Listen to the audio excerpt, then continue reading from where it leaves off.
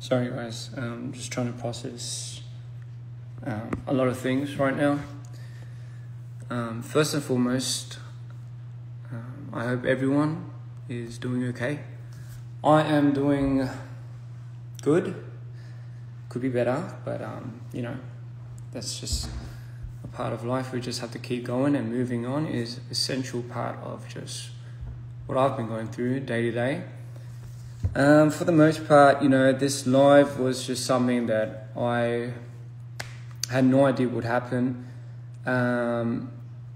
Just to give brief context, there was just a lot of things that were being misinterpreted, that were going around to the point where I believe, you know, without, I think, this party's context, it would kind of result in a lot of people just speculating the wrong things time and time, and as that builds on, it kind of hurt a lot of the people in these parties, not just the party myself, but you know, just parties outside of DPR. So, you know, just to clear a lot of these speculations, and also just, I don't know, I've never really thought about it, but for the first time, just being able to just speak on my behalf is such a fucking crazy concept, but I just need to get things out for myself personally, because I just never felt like I had an opportunity or a chance to do so.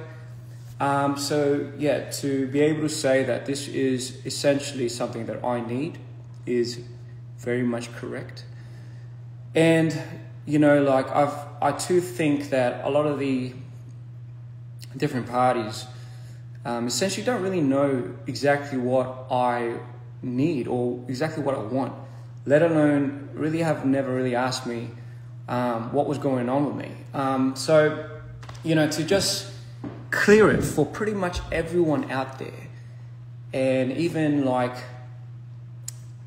also the fans, you know, the fans deserve to know so much of what is meant to be going on and what is going on, for goodness sake, for the last 10 years, that it almost feels like it's not fair to even just keep going as it is. So to dead a lot of these speculations in the hope that maybe from this, the audience can grab what they think is feasible, what they think is solid ground, context and evidence, and maybe you guys can bring to light and make your own judgments about the situation. But today I'll be strictly speaking on my behalf and my experiences alone, and the things that I went through, and hopefully that will give you guys enough context to bring into it to this present situation. And yeah, I'll start from there. I think number one of the most important things is to give context to any type of material that if you are going to make, whether it be certain types of accusations or certain types of speculations, there have to be some grounded context in order for anyone to make proper judgments, I would assume. And for me, I think it's just been the hardest roller coaster of these last, I'd say fucking 15 years, far out. So if I had to start, I would have to bring it back to the beginning, the very beginning of DPR. So where did this whole DPR shit come from? Like, where does this fucking movement even come from? So for me, when I finished high school, I wanted to do something big with my life. Like I felt like I've always had this calling, this gut feeling. I've always followed my intuition, and you know, by all means, my mom was the most biggest supporter of that, you know, and I'm always forever going to be grateful. So that led me to my journey to Korea right after uni. And I was about, I'd say 20. I just hit 20, I think. 20, yeah, fuck, that's pretty young. And, you know, I was just looking for some people to create some type of movement with, because I just felt like there was something that, like, I needed to do, and I just wanted to create just to influence and to inspire artistically. That was just my solid dream of wanting to create a movement. And most importantly, it had to be together with the people that I could truly entrust and see my days on end with forever and forever. So I wanted to build like this community where, you know, people found a place to belong and everything. And, you know, that's what took me to Korea initially. So I went to Korea in my 20s, and then I met Live. That's where I met Live, and I felt like that relationship was fate and destiny. When I saw Live, it was just immediate connect. Like, it was like an immediate connection where, you know, like, you just don't get up. Now, I don't have siblings really, so like, if I felt like I really loved a brother and I really wished I had like a little brother, I guess that was Tabi. And you know, for me, like, he was also my greatest joy, you know, like, he was one of the biggest reasons why I found so much passion in the things that I do. So, you know, immediately me meeting him was like, hey, you know, I think he was just finishing school, and, you know, he was about to take his next course in life. And, you know, that was when the big talks were happening. And mind you, like, I was dirt poor. Like, I just got scumbagged out of all my money in the first 3 months. You know, maybe I'm just gullible like that, naive and stupid. But anyway, I just fucking, you know, like, I was living in this one room fucking office tel, and, you know, with that, me and Live, at that time, Tabin was set out to do these things. I'll just tell him like, hey, we're going to do amazing things, because what I saw in him was just this, you know, when you see like a star and then it's just kind of glowing in some people, and you just know like, oh, they're just meant for something. That's just how I felt when I saw Live. And at that period in time, you know, that was my way of really communicating to him, and really that's how we grew that bond. And, you know, his trust over that was something that I'll forever be grateful for. So, you know, fast forward, you know, like, this opportunity came, and I've somehow became an idol. And I thought at that period of time, I don't know what K-pop and all this idol thing was, but I just thought maybe this would bring us the proper amount of exposure to be able to do this movement. Because, you know, I wanted to do it with Live. Like, that was like one of my biggest things. It's like, we've tried to make groups before, and it is ups on fucking YouTube and stuff, but like, fuck, like, that was the dream, you know. And, you know, Live at that time had to go to the army, so, you know, he went to the army, and, you know, for whatever it means, I had one of the most traumatic experiences of my life when I was in that idol group. My years of being in C Clown, and that was for some of you that don't know, that was the idol group that I called, was historically probably up to this date one of the most one of the most traumatic experiences of my life. If it really would change me forever, you know, at least to say, you know, like, just the harassment, like, just fucking, you know, fucking abductions and all that fucking shit. I know I can't really, I know, like, I've tried to do this interview with Dre, but I had to be, like, there are things I can't say, just for not even my safety, but for others. But fucking hell, just, you know, sorry, I'm just on the fence of like, do I just fucking go for it or not? Just what they do to people, the humanitarian level is just, you wouldn't even treat anything in this planet. You wouldn't even treat your worst enemies like that. And it would be enough to drive anyone manic, or anyone to have some form of DID. That's not to say that was the cause of my DID, but it did not help for sure. So I'll try not to expunge too much, but that was just, it fucked me over. Like it would be the epitome. Like if my first fall in life, where I truly thought I could no longer go on, and trust me, I always have to habitualize the idea that life is not fair and things would just not work out in towards the favor of the good and the kind. But I sometimes refuse to believe that. So I always believe there's an authentic way of getting to people, and a more genuine way of fucking doing things. You know, like just fucking doing it. But you know, like the idle days would be a true testament to that. Not even just exploitation. It was just it's just a little heavy to talk about right now, and I know this is why we had to redo a lot of the videos, Dre, and I apologize. But I mean, anyway, point being, I just wanted to fucking end it. You know, I just wanted to fucking die. Once that was happening, I was slave to like an 8-year contract, I believe. 3 or 4 of which I was, once I signed to the Idol as the Idol artist, it was an 8-year slave contract, 8 years, I believe. Before that, trainee, I was about 2-year trainee. But least to say, it's just the worst time of my life. The constant abuse every day, the fucking manipulation, the violence, even not just for me, but for my members. I had an innate habit to always protect those around me. I could have just fucked off to Australia. You know, they couldn't touch me there, but, you know, there were threats being made to not just me, but my team members, family members, and etc. So, you know, just for further reasons, I will not disclose anymore. So we were in a bit of a pickle at that time. Mind you, every day was just like death. It was like off of pure spite and fury. The things that they would do to you are just fucking explicitly. Sorry. I promised myself not to get angry, but just keep it cool. Yeah, so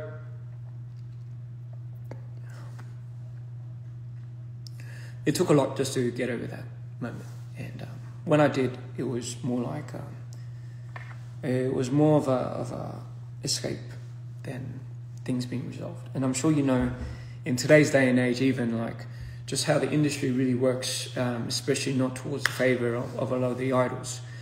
The company really has them by everyone by the fucking balls. So, you know, our generation was not any different.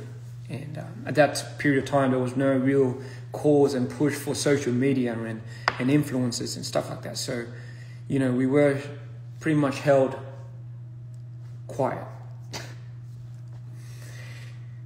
Anyway, so 8 of which we've only done about 2 to 3 years, and before that, after that, my CEO died, and by that time I had went through too many things to the point where I felt like I couldn't return to myself. I still remember, I think that was when I could not believe when I blacked out. That's when I started blacking out, ladies and gentlemen. Before that, it was not too bad, but then after those experiences, I started experiencing a lot of my blackouts. I'll say blackouts in long interval periods of times where I'll just switch. So coping with that was just a whole nother beast. But I knew for me to survive, I just couldn't conform to the level that I thought those scums could get to. I didn't know I could get that destructive, and not just me, but I did not know I would want to be that destructive to people. I just never thought I had it in me, really. So you know, life was luckily there to take me out of those moments. And so I promised myself that day and that going forward, that DPR would be the emblem and be the fucking sign to absolutely going against, number one, the system, which I fucking hated. And number two, most importantly, I felt like I needed to live. So my gauge was pulled back to the very existence of where I thought I just could not come back from. And I was on the verge of just ending it all, really. And, you know, life pulled me back in, and it was like, hey, are we going to do this or not? Like, are we going to go hard at this movement? And I was like, yeah, you know what? I was like, you know what? Fuck it. No matter how beat and no matter how hard it's going to be, you know, I truly think that I need to keep my promise, keep my responsibilities, and just fucking have a hack at life, really. So DPR was my salvation, ladies and gentlemen. It was the very thing that kept me here in this world. And that would be the start of me finding these people. Like Scott, I remember I didn't really click off with him at first, but I remember he just was broken. Like, this dude just needed somewhere to belong, and you know, he was on the cusp of going back to the States, but I knew he didn't want to. And I knew he was struggling to find a place of his own. So my reach to him kind of felt like, hey man, like, I want you to feel like you deserve something. I want to do this with you. And likewise, we had like all these other people that I brought in at that period of time. One of which would be my secretary, which I would later disclose why that's such an important information. Where do I begin? Because I was held to a contract at that time, which disallowed me to continue any further promotion as an artist or put my name in any type of trademark or any type of form of media, I found a loophole where it was like, so do I just make an alias? And obviously it's just as long as I don't promote under a certain type of label, I'm still allowed to make money from other forms, other fucking mediums. And that would be, ladies and gentlemen, where I would start videography. Mind you, before that, when our team was struggling, I had to be the contents and media team for my company, and I didn't get paid for that. We were in debt. Apparently, I was in debt. I'm like this shit. I was in debt for about 700K, I believe. The number was $700,000 in debt. None of which we had a choice. I'm sure you know of how much we're allowed to spend, and they're just fucking using money, and God knows where. So my history with money is really all not that good. You'd think you'd learn, but you fucking don't. And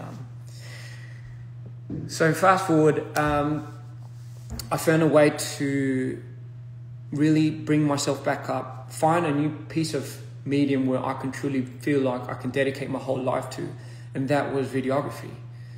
At that period of time, I think I was about 24, 25. And during that process, anyone that does production knows how fucking hard it is to just do lighting, from lighting to art, to shooting, being your own DP, borrowing those equipments, returning those fucking equipments, putting it on a hard drive, fucking exporting and importing it, making sure those hard drives are fucking backed up, and location scouting, all of those shenanigans, I would do for the next year or two, solemnly by myself, and with some help from Scott, which, you know, he would be the one that would just kind of, you know, maybe if my art was here, if I made something here, he would maybe distribute it. When the phone calls would come in, he would pick up and he would be like, okay, maybe this will be your clientele. So just hooking up with the clients and stuff. But for the first year or two, I would make about, I'd make about like 10, 20 videos for unnamed and unmarked artists. And, you know, the whole plan was to funnel this vision. I can't be an artist, obviously. So my next thing was, man, live. When he told me and he said he wanted to become an artist and he wanted to become a rapper, I believed it. Like, I believed this was the calling. Like, this was it. Fuck, bro. Here we go. This is it, man. Like, I was so pumped. So all of that video and editing and all of that, like, I edited my own videos. I've shot my own videos, and I did that time and time again. Endless sleepless nights for about a year or two, and I hit the mark where, you know, that's how we started like getting bigger budgets. So I started shooting like Barbie and Minnow, and you know, and I still would do this solemnly by myself until I could find a crew. But where did all that money go? Hey, like where? So I didn't get any of that fee. I got like a freelance fee from that. Because our plan was to get the money that we got from shooting all those videos. All right, so you know, those, imagine like fucking 20 videos, just doing it fucking. So all those videos that I've shot, you know, I just got like if you were to say, you'd probably get like 10%. Sometimes I'll get none. I think the reason why I say I got none is because if I had to ratio out the times that I would use more of my money to make that video look good, it would be me. Mind you, this is all, like, I held myself accountable for doing those things at the time because it was a choice. Ladies and gentlemen, it was a choice. I wanted to do that. So I don't regret doing that. I'm just saying all of that money that I've ever made in the last 2 years of shooting, editing, fucking returning all these things like equipment, carrying like all those things day in day and after 3 days of shooting, sometimes full, was being now put into like this little capital. We did not have any investors. We did not have anything. So our money mule was literally just what I shot and what we could get in. Come on, what we could fucking draw in. And you know, everyone was playing that part at that time. With Live was making his music, and you know, like when I heard Live's first track, like Till I Die and all of that, I'm like, bro, this is it. Like this is like the golden calling, man. Like, bro, I just knew it. Like this song at that specific moment in time, like no one was doing it. No one was doing it like him. Like no one was talking about real shit. Everyone was struggling. Like everyone. When I see Tarbin, I was like, man, I gotta help this guy. It doesn't matter if I'm struggling. I gotta help this brother, because just if I didn't, I just felt like there's just no other means of going by. Don't even ask me why. So I didn't care if all of that money that I ever like worked to get, like if that money was being now transferred into investing into Tarbin's first album, right? Then bro, that would be the place to put all your money into. We went fucking all in. We put all of that work, all of that money into Tarbin. And thank the Lord we did that, because for me, that was the only thing that kind of kept me up on my feet. Like, it was worth it. Like, don't get me wrong. Like, for me, that was the pinnacle of why I was doing it. It really was. It really was the pinnacle of why I needed this to happen. And, you know, like, I was thankful to Scott. I was thankful to Chumble. I was thankful to Live. I was thankful to Cream. You know, at that period of time, like, these boys were the boys that kind of ended up at that last big, well, at the scene of, like, now, from here, guys, we have to now hold hands and let's go in. All right. The thing is, like, I mean, I don't even fucking know, like, to be honest now, knowing what the situation has happened, like, I don't even know how much money Scott would have taken or something. I don't even know at that period of time if that thing would have fucking started. But again, just so to speak, it's just, that was in my, 24s or 25s. And listen, I was happy to do all of that. And from those efforts, not just from me, but from others, we would go on to make coming to you live, the first album, without any investors. If anyone really helped me with the financial aspect, it was my mom. I'll fucking borrow. So sorry for borrowing money from my mom, but it would be my mom. Like, I'll borrow money from my mom, and my mom would pretty much funnel whether it be my software, my equipment. So, you know, she would be that, she would be the number one investor for me then, I guess.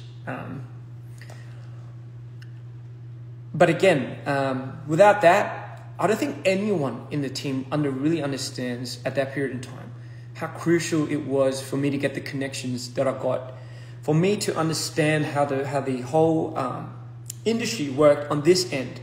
And through that, I was able to appreciate how much people were working on the back ends, especially for production.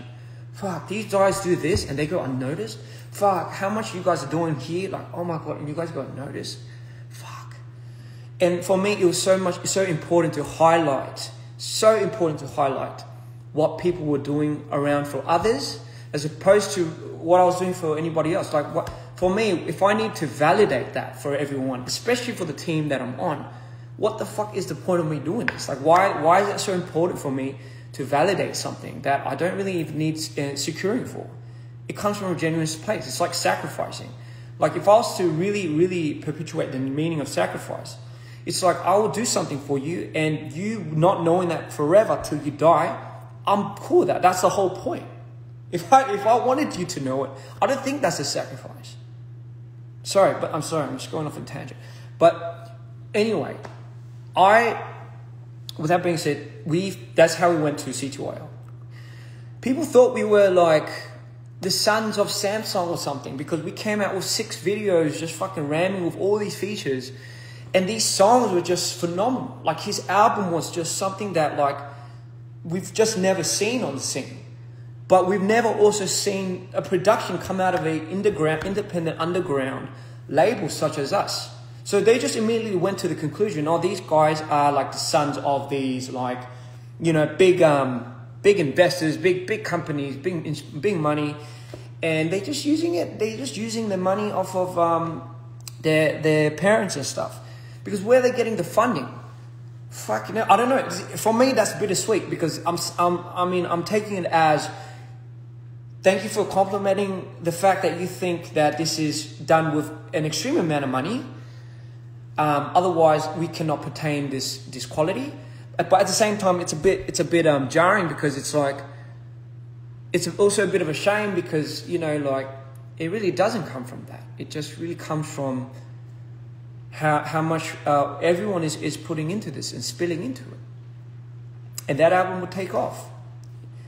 I knew it. I just fucking knew it. I just fucking knew Tubin had something, and I knew people would just, you know, this guy would shine. Like, I just knew it. Like, I just felt this gut. And again, I just have this, I don't know, this crawling to just need to take that out of people and just, you know, like, bro, see, you could do it. This is who you are. This is like, bro, you were meant for it, you know? And, you know, like, that's how now I'm going to introduce you to this person called Jeff. A lot of people that speculate that this Jeff person came in right around the time dprian fucking broke up into this fucking shenanigan and was, you know, trying to get into my ears and all of that is not true. It's not true.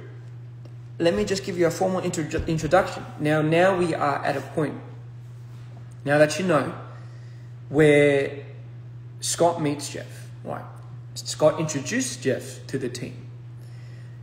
We didn't have an investor. We didn't have somebody that was being our capital, where we got the investments from people. We had to, like, borrow certain lump sums of money to propel us into the next future us. So in comes Jeff. So he was somebody that I think we were all kind of, we didn't know too much, because, you know, Scott was a middleman of all of that. But Jeff was somebody that saw our vision. This is how I got it, right? This is just my perspective, how I felt about this. So Jeff saw us, believed in our vision, because at that period of time, like, oh, who are these kids on the block? Believed in us, and just decided to, hey, have it just a fair go at these kids. And I remember, like, he provided us the facilitations, the fucking space. I'm sure our fans know the space that we had long time ago in Korea. Our office, that was all provided by Jeff. He would provide us with new equipment, new materials, new mic, new cameras, all of those things to pretty much fund, I guess you could say, the next thing. Because at that period of time, I just wanted to stop. I just wanted to stop shooting videos for third parties. And I wanted to really, really focus just purely on our own dudes. I mean, could you blame me? Fucking shooting one of those videos took at least 5 years off my lifespan. Anyone that works in Korean production, especially Korean production, knows how fucking hardcore it is. But you're doing that at 25, especially with the system that people are so very against. It has an ingrained hierarchical system where they see somebody such as that, a figure that's like 25, and like, you're the director, and you're just having to constantly fight for every single fucking thing you have to do and prove to yourself, is another maniacal war that I just thought I would not get into. But for better or worse, it shaped me into becoming the resilient person that I am today. And I'm truly, truly, truly blessed for those experiences and those moments that would shape me into the person I am today. So with that being said, did I want to do that constantly for other artists and other companies? No. I've wanted to focus on tapping. Like, I wanted to focus on our dudes. Like, it didn't mean anything to me at the end of the day. I was doing that so we can make money, right? None of which, obviously, I was pocketing. I just needed to know that was where our income was coming from, so we can go to dudes that we actually believed in and we loved. In comes Jeff. And he gives us that. He gives me this, just personally gives me the space to let that down. That's a huge part. This is something that, again, like, I don't expect any of our other team members to understand. But fuck, if I couldn't let that down, I couldn't go on further doing the things that I had to do. Shooting, renting, fucking lighting, arting, and fucking editing day and night. I did not want to become the world's greatest director. I just needed this tool, and I needed to believe that I could believe in this tool to help our vision on what we wanted to do. People had a choice. People wanted to become the artist. People wanted to become the management. They wanted that. They had the role to fulfill, and they fulfilled it. Now, what you guys say about what you do and how much you do, it's like, it's all fine. Because at the end of the day, that's kind of essentially why we were in it for doing it. But I didn't really care about any of that. I just cared about, so what's the next step, guys? What do we do? How do we get from here and here and here? And mind you, like, when Jeff came in, his first project with us was Jasmine, right? I was trying to find all these ways to make money, like save cost, but have the video look good. That in itself is something that I try to garner towards, in terms of, like, there must be a more efficient way of doing things production-wise. Any director, anyone that's in videography would be attuned to these thoughts as well, because it's like, man, if I could get away with this type of quality with that type of camera, fuck, we can easily make this into a higher quality production video, and hence Her was born. Mind you, up to that period of time as well, I was also part of the song making process. I was part of the creative conceptualizing the creative aspect of it, and obviously the whole video and imagery and all of that and editing and all of that. I did that. Right? I did that for the most part. So just so people understand, if you're new here, this is just what I do.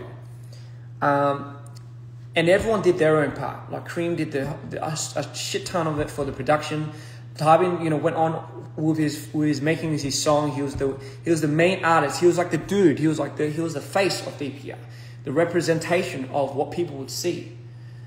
Scott would be I guess you could call the management, where he would do the PRs and and not even just, I mean, we did A&R all together, to be fair, but, you know, we didn't really have like a good PR agent. We didn't really have a good, so it was, to be fair, it was just a lot of organic growing, as you could say. Right. Okay, fine. So just to give you an idea, just an idea of where we were at now. That's the album. So Jeff is the investor to funding all of that. Mind you, this person was somebody that we couldn't really get close or in touch with because Scott was in the way. But let alone if he was someone that was shady later in the investigation of what was to happen, we could have all easily just ordered everything. Like if he didn't hand this amount of money, we had everyone just ordered everything. But that's not for this conversation right now. I'll get back to that. The reason why I say this is because he's now like out in the public and being accused of such and such and such.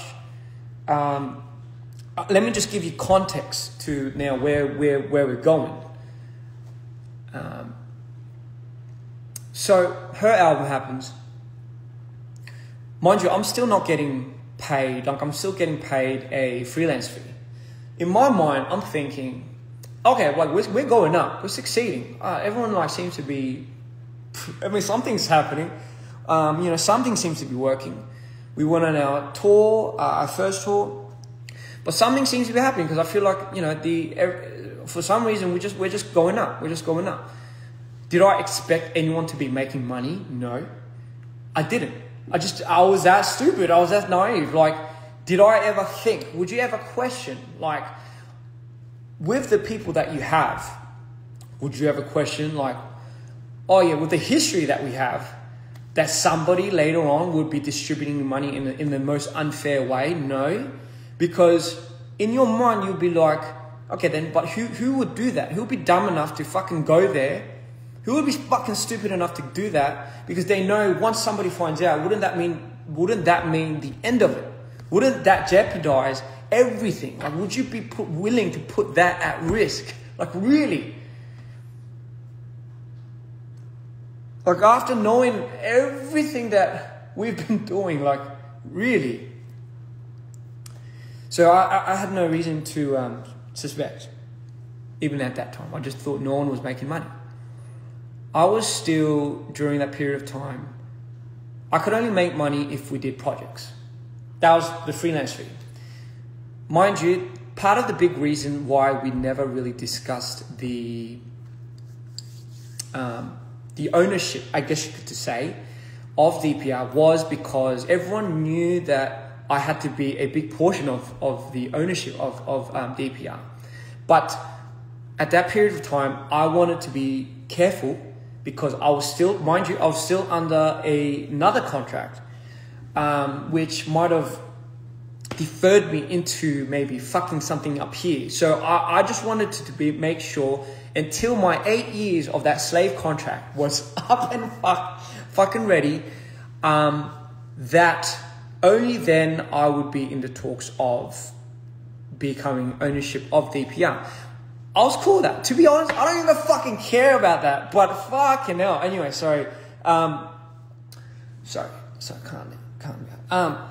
Anyway, so mind you, at that period of time, the reason why I say this is because once my company started seeing, not DPR, but my former idol company, once they started seeing that I was making money, or well, what from their perspective, like DPR was going up, they struck a deal with me. This motherfucker struck a deal where he was like, give me a cut and percentage of how much you're earning with DPR. In return, I will probably find a way to shorten your contract sentence. Like your, he was bargaining with me. The audacity. Sorry, it's just my day-to-day. Fucking hell. And that was the reason why, because I know they were onto me. So I did not want to give any type of leeway into having a possibility that could fuck up and be a liability to our future state. So that is initially why I think we were cool with just kind of having Scott as the placeholder. We did not give any meaning otherwise to that, and we all agreed. That's how we all knew it. I mean, you know, I don't know if that was his fucking way of tricking us, but fucking hell, we all believe it. Like, that was just a name on paper. You guys got to understand, the reason why I say context is so important is because our structure, DPR structure, is one like none other that I've ever seen. So you can't really even formulate a blueprint for this. Because I'll be honest, the person that is really getting freaking screwed here is me. Like, I'm already, like, the system, someone like me, I know it's already rigged for someone like me. Like, I already know it's fucking rigged to someone like me. To me, I'm like a fucking gold mine to somebody that could do this and this and this and this and this, but not get paid for this and this and this and this. Anyway, point being, I just had to make this clear because, again, where I'm trying to go to is, all right, so if Tarbin stops at any period of time, like if it just stops, like, oh bro, I can't make music anymore, the money flow stops. Meaning not just the money flow, jobs. Like, we're all about 15 of us at the studio, like, what do we do now? That's when I decided to make Instagram TVs. I'm sure, again, for my OG fans and stuff, I know you guys know what I'm talking about. I had to find another means of making videos. So when, you know, our artist got into an artist block or a slump, as they say, we had to find means of trying to keep funneling some type of cash flow. This stress would be always on my mind. Like, because again, like, I can only make videos off of one-offs, right? I can only assume that nobody's making any money because fuck, if I'm getting this much, like, I'm just imagining how much everyone else is getting. Like, it's just jack shit. At that period of time, Scott was living with his mum and dad. I believe everyone else was renting. So for us to be able to pay rent and still strive and still pull off the qualities that we have to do and put our own fucking monies into it, like, it was a day to day. Like, I did that I did that since C Clown. I mean, you know, how much more is it going to hurt me now? If anything, this was healing me day by day because I was finally being able to do the things that I wanted to do with the people that I loved and with the people that I believed in. That was everything for me, everything. And so I turned a blind eye, you know, and mind you, I'm not somebody that's so into finance and so into like money. I hate making it about that. I understand the importance of it because it's important for other people and they value it like that. And because they value it like that, and if they're part of your team, you should also be acquainted to caring for that. I understand that now. I understand that. However, for me, I'm just someone that needs money in order for me to just put it back in to do bigger things. That's just the reason why I see it. And even till this day, when I started doing those Instagram TVs, that's how we would land a lot of the commercials. Like, that's how we got, like, a lot of the sports commercials, sports brands that would contact us and be like, we want to work with you for videos like this. You know, we want to work with, we want a video like this. And that's how we would start shooting commercials. And that also would be like a form of money and branding that we can get in terms of investments. Fucking hell. Now, like, it wasn't all sunshine and butterflies. During that period of time, I was going through my most maniacal fucking period. Because I was having to deal with my bipolar and my depression and my switches from what C-Clown had done to me, and I was still not being able to process it during these periods of times. So I devoted myself and everything that I had into the work because for me it was a means of survival. If I did not, if I had even just looked under the rug in which I swept all the shit under, I knew it would fuck me up. And I made a promise I'll never go back there. I'll never be the person that I was when that had happened to me. I solemnly promised me and my brothers and my family, just fucking keep going, you know, just keep it going. You got this. So there were periods of time where we would experience I guess you could say, a financial loss, for example. Like, for example, is anybody out there for Tybin's album was something that we took a huge financial hit to. You know, I thought, man, if we kept doing production like this, or if we kept doing stuff like that, it would be something that I thought we could still be able to process. But once we took a hit after like a long period of time, it was so hard on Tybin. It was so hard on Scott. It was so hard on me. It was also so hard on Jeff.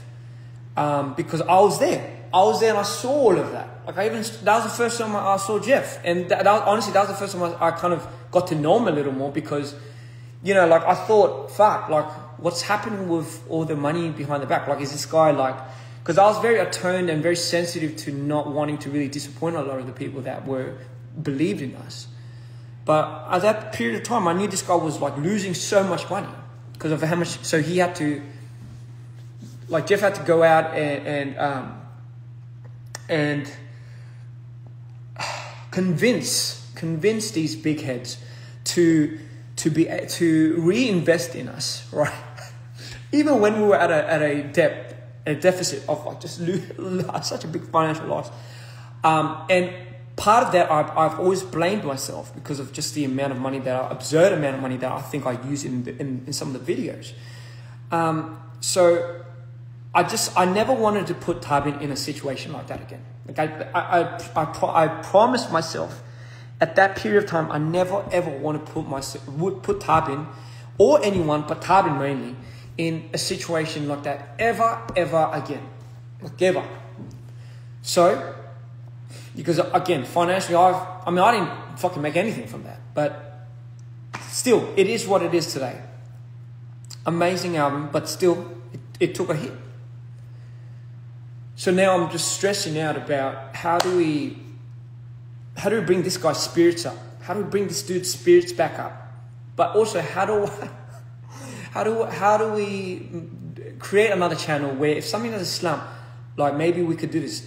Mind you, all in all, while this was happening, I got news that my contract had ended fucking ages ago, and the CEOs of that company were just hiding it from me. And I heard this from a member, and I was like, why didn't you just tell me? Because, and you know, obviously he was threatened not to tell me. But that contract was terminated ever since my CEO transferred to another company, dating the old company. But they held such a fucking good facade, and that threat just held so. If you're getting fucked every day, constantly, 24/7, it's like you can't imagine the headspace you get into, the trauma response, the PTSD. Like you just don't. There's no place for you to have any critical thinking or whatever.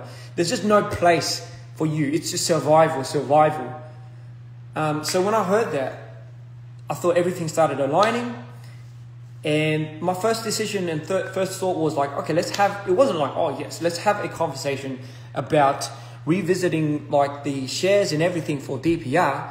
No, it was, and this is what me and Tybin would always talk about. We were like, hey, isn't it our job as creatives to create? Yes. We should have some interest in what's happening with the money aspect. Correct. But if we have these brothers and, you know, we trust them with everything we're doing, shouldn't they, in their jobs as management, business, finance, whatever, be the first ones to reassure us, like money's being used like this, like this, like this, like this.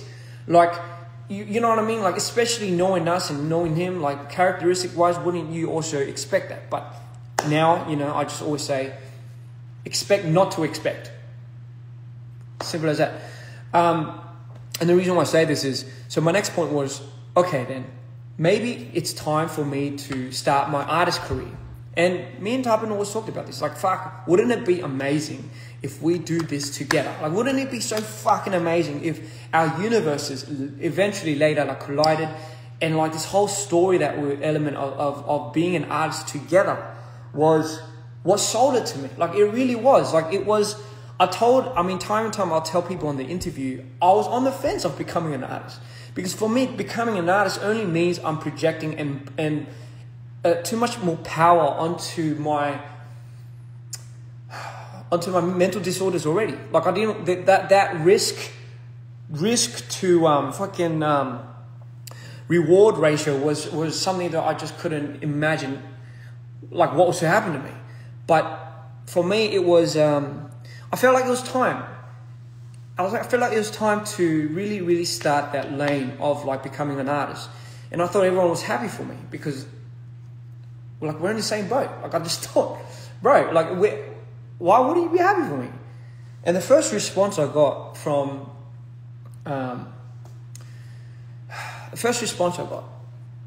Scott was, no, you can't.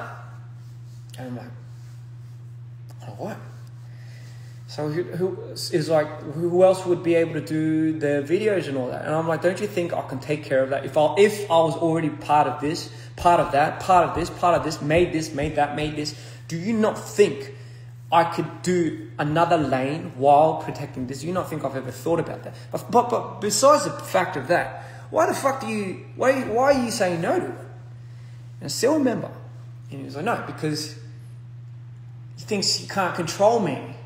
He thinks if it worked in any way or shape or form, that I was going to be too hard to control in the future. And I don't know why, like what? I mean, why would you want to control me? And obviously those moments were the moments where all these red flags started happening.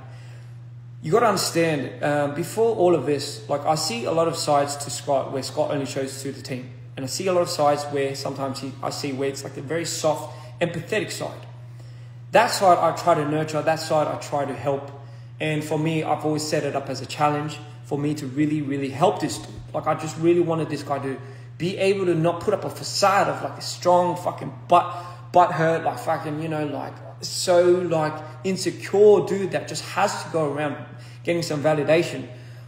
I feel like, bro, you can drop it. Because the dude you are is a decent dude. Like, why do you have to keep doing that? Because somebody has to be the bad guy, he would say. I'm like, no. I mean, I get the logic, but we're not being bad. Like, no one's slacking off.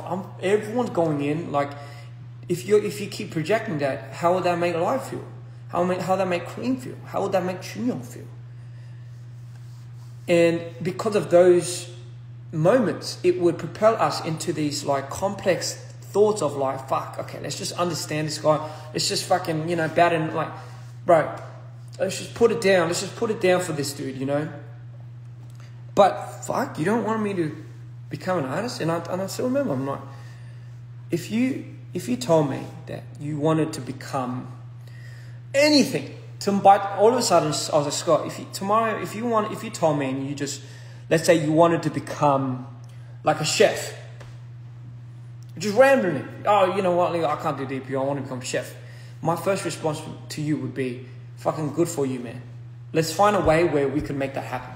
That would have been my first response. It wouldn't have been like, oh my God, like what? Like,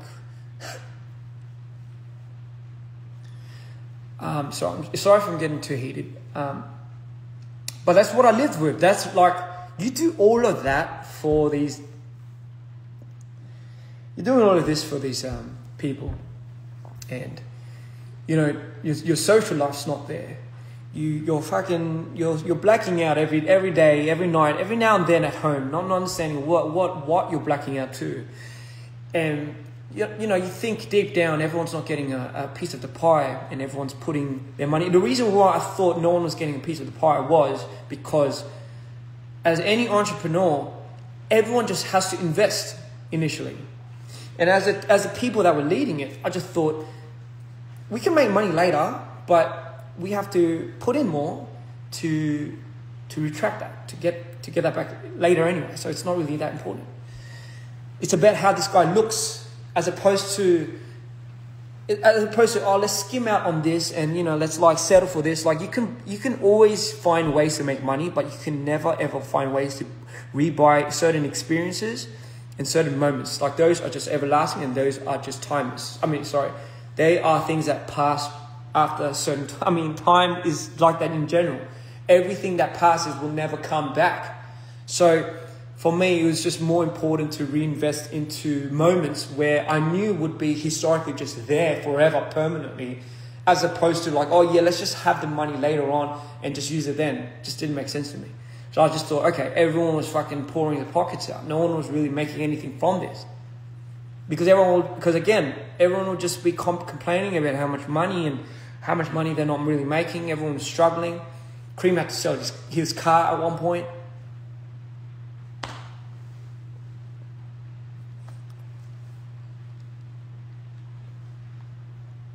I was borrowing money up till Tabin's final album in dprian, which was Alright Cool. Alright Cool, mind you, I did 2 videos on that, and I started doing the whole run and gun thing where I'll borrow the equipment again myself. I'll do I'll be the DP, the lighting and everything, and I'll find all these fucking locations over the span of the next 2 months while I debuted, by the way. And this is the funniest thing, right? This is the fucking funniest thing. If you're an artist, right? If you're an artist, you say you're the artist, and you shoot and direct and edit and everything of your own video. So how do you get paid for that then? How do you, is that a separate thing? Like if you're under an artist contract and every money that you invest into your artistry is going to be, let's say, I mean, unless it's a ridiculous amount, but like, let's say you invested in it and obviously that's the debt you make. Unless you could fucking start knocking it off of your streams and stuff, you're not going to see any way or means of making any money back, especially. And then what about the whole editing fee? What about the whole VFX fee, the color grading fee, the director's fee? Shouldn't that be all separate? In a perfect world, that would have been so fucking amazing. Why wasn't that conversation ever brought up? I don't fucking know.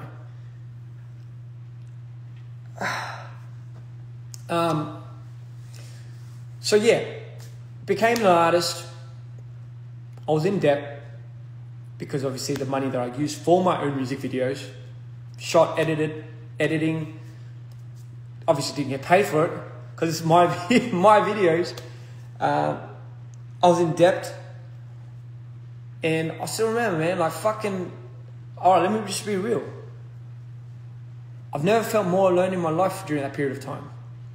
Like I literally never ever felt more alone, more cut off from our team.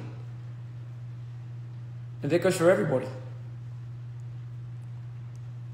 People know, our fans know how we celebrated the projects that we did before that, how we celebrated Live's album. Everyone got together like it was like something that we were all fucking on board for. It felt like a ship that we all decided to jump on, put our main focus into this, drive passion. And I get it, times were different back then, but still, it felt like everyone wished the best for me, but didn't at the same time. And I still remember, like, it was like one of the most depressing releases. I was struggling mental health wise, trying to figure out who the fuck this character was. That has been with me all my life. So, you know, look, I started feeling the disparity, I guess you could say, from my peers around me. I guess it was just something that I never really could explain, but it felt like I was just doing it all by myself. And I still remember, like, I told a few of us, you know, I told a few of you guys, I was like, man, like, what I feel so alone doing this? Like, I wish I could have you guys more present. And they're like, you know, but we don't know how to help you. And it's like, I get it, but it wasn't like help or advice that I was seeking. It was just connection and company, really. That's really what I was looking for. But I guess it was such a foreign thing because, you know, we were just a group of guys that, you know, really didn't really express too much to each other. It was all kind of really said and done. Everyone had their own agendas, and I guess it was just something that I'd never really thought was a big thing until I guess it became an artist. And I was like, oh fuck, I hope I'm not like stepping on Tarbin's toes. And that's just a thought that I never thought I would have. Like just that thought was something that I was like, fuck, what if he feels this way? What if after I've been really, really just giving him like all of this and then I stop, how would that make me feel? And I was like, fuck. I was like, is that is that why? And from then on, because again, like the feelings that I got from all these things, I was like, man, I can't really have something truly that I think I want without kind of mingling in a lot of people's minds. And I started going there. I started thinking about that. And it'll just be an automatic response. I hope you guys understand the relationship that me and Life have is such like where I will see him and I would imagine, like, for me, it's, I need to protect this dude. I need to make sure this guy's good. I just need to make sure like this guy's like happy first and foremost. That's just more important to me. And this guy's all right. So maybe like I was like, oh fuck, am I tripping out? If I did this, I'm like, oh my god, if this guy feels some certain type of way, like because in my mind I just thought that was just another world that probably could have happened. Again, this is just my personal thoughts. I'm not saying that he was like that. I'm just saying this is just my thoughts and the way I kind of started developing my mind. And then, you know, like obviously then the after I call, oh yeah, right away. Like I found ways to shoot videos in a very minimal budget way, and thankfully for that, you know, Tabin said he started profiting again, which I was so happy, over the moon for. That was the whole point of me doing the whole run and gun thing, shooting 2 videos, Summer Tights, Yellow Cab, and I had to re-edit another video, all at that expense and that cost. I did a lot of things that made things clutch.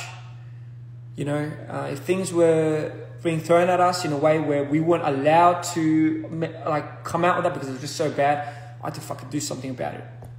You know, did I get paid for it? No, fuck. Just thought, but fuck it, who cares? I just thought everyone was fucking living like that.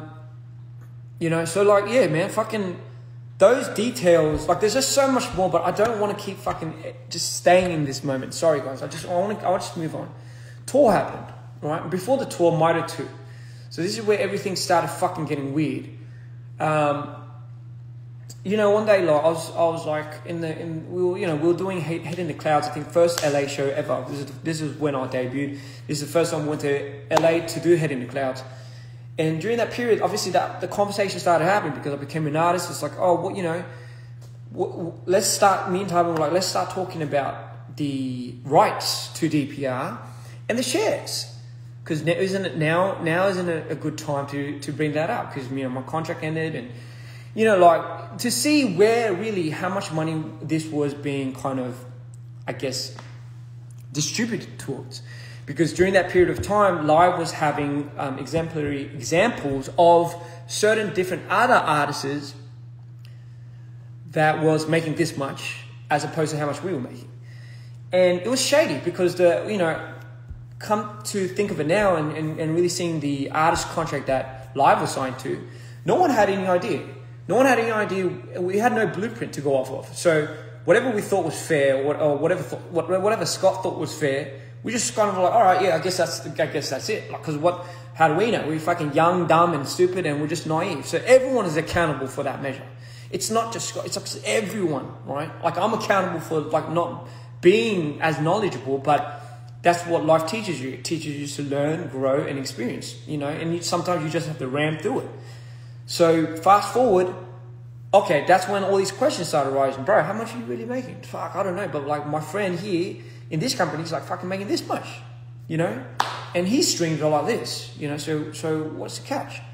So then, you know, I still remember. So that was our first conversation we had with Scott. Yo, what's happening with this whole like split ratio thing with DPR? Like what's really going on? What is really going on? I thought you said it didn't matter. I thought you said whose name's on the, I guess, shareholders list for DPR has the trademark. It don't really matter because that's how we would play it off. Time and time, I tell you guys, it's not like we've never had this conversation. We've had this conversation time and time, but it would always come to the conclusion of like, bro, that's not how our system works. That's not how the money's really distributed. That's not how like things just work around. We're a unique blueprint, which I agree to, right? I understand we are a unique blueprint. Now, that being said, like, how do we, bro, like, that's when, Tywin started getting mad shifty about Scott. And, I complied because I thought I was like, bro, if it's like all set and clean and if it doesn't really matter, like, why are you so like adamant on not wanting to show this or not wanting to do this and that? So it started building up from there, as you can imagine. It started really building up, and Tywin just got more and more like, fucking started catching on. And I was in the middle of making Mitre 2. And again, for me, it's just like, fuck, I felt like I was just starting my artistry. I just felt like I was just starting my journey into this whole like, fuck, I get to express myself. I get to like finally open up about my past traumas. Maybe this would be the healing journey and the necessary step that I need for myself. Fuck, maybe this is it. And henceforth, like, Mitre 2 happened, So for me, you gotta understand, like, my perspective of this was like, yeah, fuck. I don't know if there's fuckery, because I refuse to believe someone that I cared for personally, could be at the helm of doing all of that. And for me, and number two, again, like, I just couldn't understand, like, what, like, if that was to come to the light, don't you think that would fuck everything up anyway? So, like, why would anyone do that? So, fast forward, like, I remember Tarbin coming in during when I was making Mitre 2, and he was like, "Hey, like, fuck, you got to stop this. You got to stop this right now." It's like, everything you've done, like, it's owned by this motherfucker. And what if this guy owns it completely? Like, what if he doesn't give it back? And I was like, oh. Like, I've never really thought of it like that. Like, I've never really thought about somebody else owning certain trademarks or something and running off with that. And I understand the importance of that for every artist, because you, as an artist, if you contribute and you dedicate your whole life's purpose into making something, you would need the rights to that. And obviously that, in these days, today's day and age, is masters. It's like, who has the rights to certain masters? You hear about it all the time. Big artists is buying their fucking, buying their masters from other people, buying their whole fucking list. And it's a huge thing. It's like, you want to be the owner of what you truly deserve, like what's rightfully yours.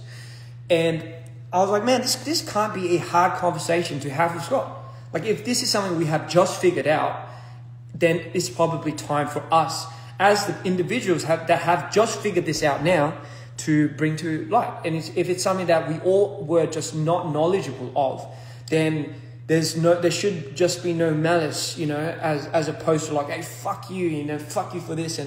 But again, I was also a victim to this, so I just thought, okay, you know what? You're right. This guy is clearly very, very, very like upset and bothered. And if I'm being completely honest, seeing Tarbin upset bothers me more than the actual thing. And I know that's kind of weird, but I can't explain anything otherwise. Like, I can't lie to you. That's genuinely just how I felt. So I decided to at that period in time, to stop Mitre 2 for a bit. And then my mum calls, and this is when my mum starts getting involved with this whole thing, because my mum is very intuitional. I trust my mum. Everything my mum called for, she was never wrong about. She was always right. Like, a term that says mum's always right, like I do not shit you, that is something that I truly am scared of, because I truly believe it.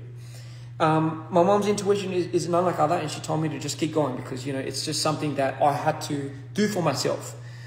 I'm not used to that term, do it for yourself. I'm not familiar with that term, and because I'm not used to that term, do it for yourself, even that period of time, I struggled to do things for myself.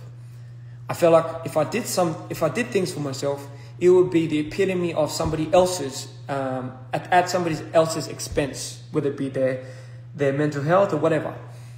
It's fucking toxic, I know. But anyway, I just thought, okay, fine, let's just keep doing this, but let's still hear this guy out. And I moved to LA, in that turbulent fucking turmoil of a time, while we were scheduled to do our first Regime tour.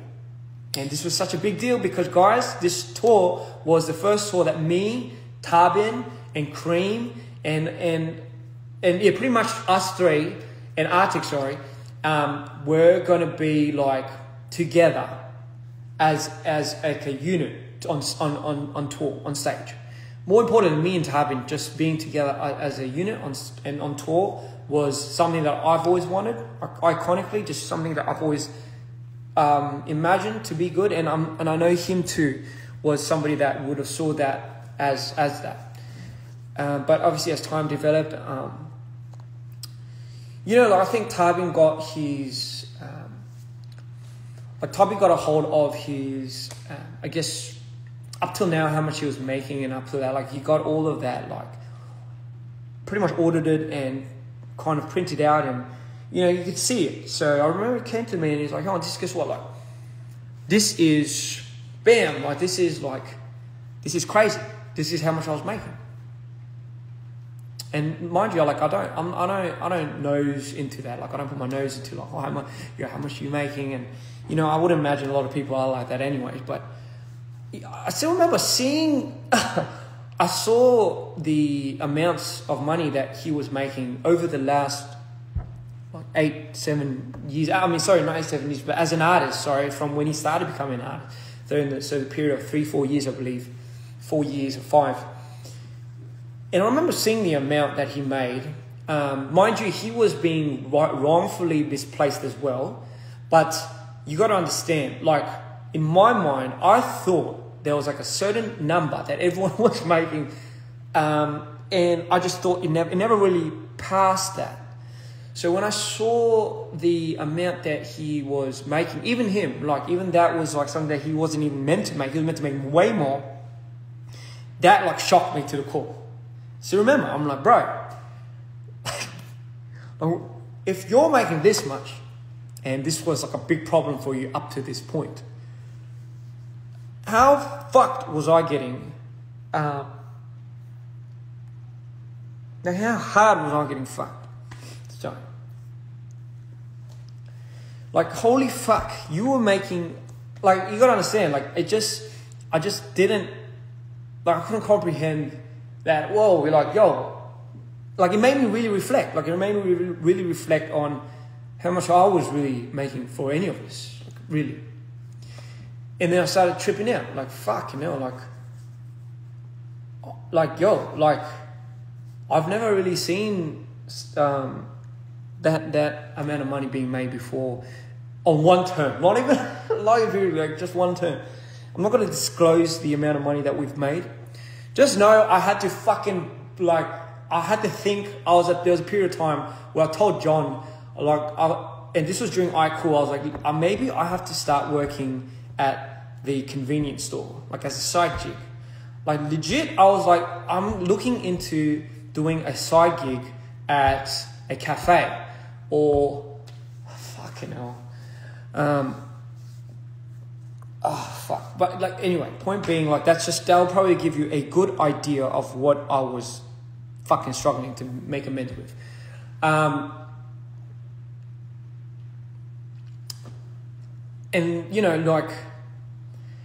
just seeing that, I guess, kind of really started opening these doors to my mind where I just thought would never lead me to my salvation. Bringing back the idea of DPR being my salvation slowly started taking hits. And you got to understand, my idea and identity built on this whole idea of believing in a team and believing in the people that I love. Even showing all of the people necessary to my disabilities was a big thing for me. I had a hard time opening up about it. Scott was one of the few, if not the first person that I've ever opened my switches to. Which is probably why I'm a little bit more angry and a little bit more upset that things happened the way they did. Because I trusted him with all of that.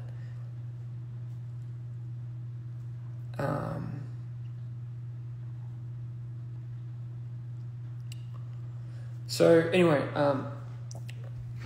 sorry. So I just thought, fuck, how are we going to do this tour? And mind you, at that period of time,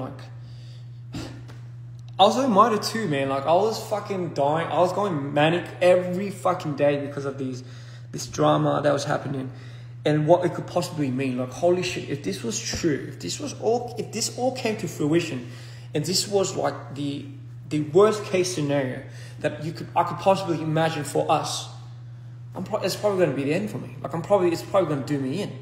Like I can't survive another sea clown. I can't. Like I just fucking can't. Like I refuse to believe that this is going to be the demise of me. Like it's going to be the downfall of me. And I was tripping out because, like, you know, everyone else was tripping out, and you know, like once these things started coming to fruition, and we're like, oh my god, bro, did you know that this was being mishandled? Like, here's the thing, right? When we earn this amount of money, it gets distributed to the investor side, about 30%, and we take about 70% to DPR. 70% of which the funds are now coming in from, like, whether it be shows, whether it be like fucking the royalties and masters and all of that is coming in, but it was being distributed by one individual. Yes, you guessed it. But what was it being distributed based on? Just based on how he feels like he deserves it should be distributed. So pretty much playing like fucking like God, like playing just you know what he thinks it deserves, how much he thinks somebody deserves in this period of time. In comes like the secretary that I told you I brought in. This guy I've vouched for ever since I came to Korea, right? I will not name him, but he was my first friend, one of my first friends in when I first came to Korea. So when I was 21, he was one of my first mates. I gave him a job when he came back from the army. He didn't know how to do any of it, but I trusted him because obviously I thought I had him figured out. But you know,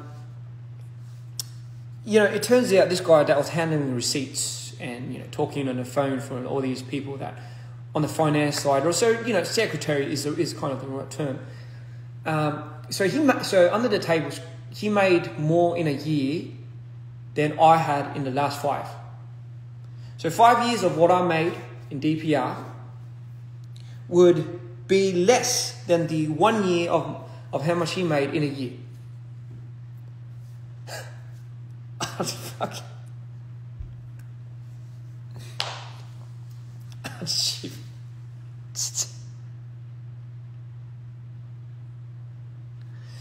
Sorry.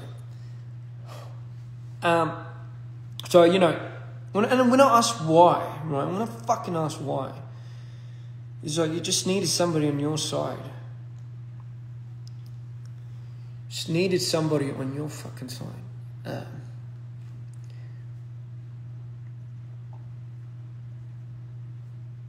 Those instances where I had to borrow money.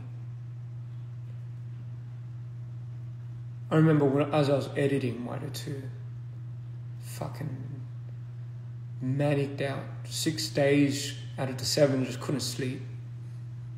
I knew this had to be done because if I couldn't finish it, you know, I didn't want to leave my fans, and certainly number one, I didn't want to give the impression to our fans that, you know, something was fucking bubbling to this point. So I just kept pushing on, closed my eyes, just kept pushing on. And then, you know, Scott would be calling me in the background and he'd be like, you know what, fuck. Just all of a sudden he's like, Tubby's leaving. I'm like, what the fuck? That wasn't what we talked about last conversation. He's like, no, Tubby's leaving. In my mind, when I heard that, I'm like, nah, there's no way he said that and he believes it. Because again, at that period of time, there was no real thing. Like I didn't know what was happening. Like I didn't know what was going on. I just knew the juice of it, and I was like, yeah, let's get to the bottom of it. But we had tour coming up, and I was in the fucking process of making Mitre 2, and I already shot the video and already done all of that, and it was like, okay, I'm sure this guy's bluffing. Like I'm sure Tabin must be bluffing to Scott, because at that period of time, obviously their relationship wasn't fucking flowers and daffodils. He must be lying to him. Otherwise, he would tell me. Like he would tell me that he was leaving first. So you know that's when you know, because obviously I think he told Jeff first. He told Jeff first, and Jeff, I think that's when Jeff got first. Like, what the fuck is going on? And the reason why I want to give you context about this guy is because of moments like this.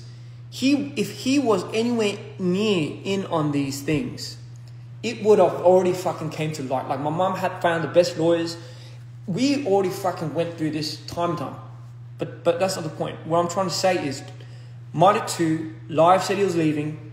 I had to finish fucking editing. Scott was on his, like, fucking on the ground melting, having a panic attack. I was trying to deal with all of this. And I finished it. I somehow finished editing Mitre 2 just 3 hours before the release. And I fucking uploaded it and fucking sent it out to the world. At that period of time, Mitre 2 didn't matter. Like, none of it mattered. Like, I didn't care about it because nobody else really fucking cared about it. Oh yeah, when it came out, I didn't even know it came out. Because why? The minute it came out, I had to take a plane to Charlotte. And my first mind was like, man, I hope Tarbin's not serious about leaving. Because, you know, I want to talk to him before he really makes up that decision. I want to really engage in this conversation before any of this fucking goes down. Because at least that's kind of what I think we should do.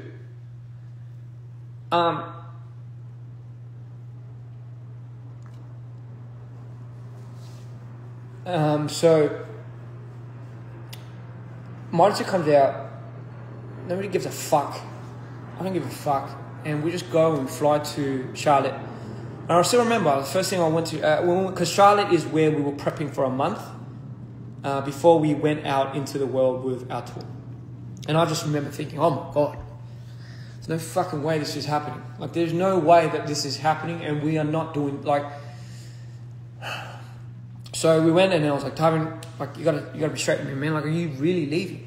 I was like, no, I thought, are you leaving? Like, because I gotta know. And he's like, yeah. I'm like, fuck, man. Like, and you know, like, this is when we will have these conversations. I'm not gonna go too much into detail, but you know, I still remember, man. Like, I was like, man, if you made this already, bro, like, why don't you fucking just tell me? Like. And I understand why. Like, this is the thing. I understand this unconditional line sometimes where Tarbin has his best interest in me. I'm not saying he doesn't. He has his best interest in me. But sometimes because of that unconditional line, it's a bit hard for him or me to cross. You know, some things I think he wants to just handle it on his own. But you know what, like, the reason why I'm saying all of this is because I never really find the appropriate time to ever talk about how I feel about any of it. Like, really, ever.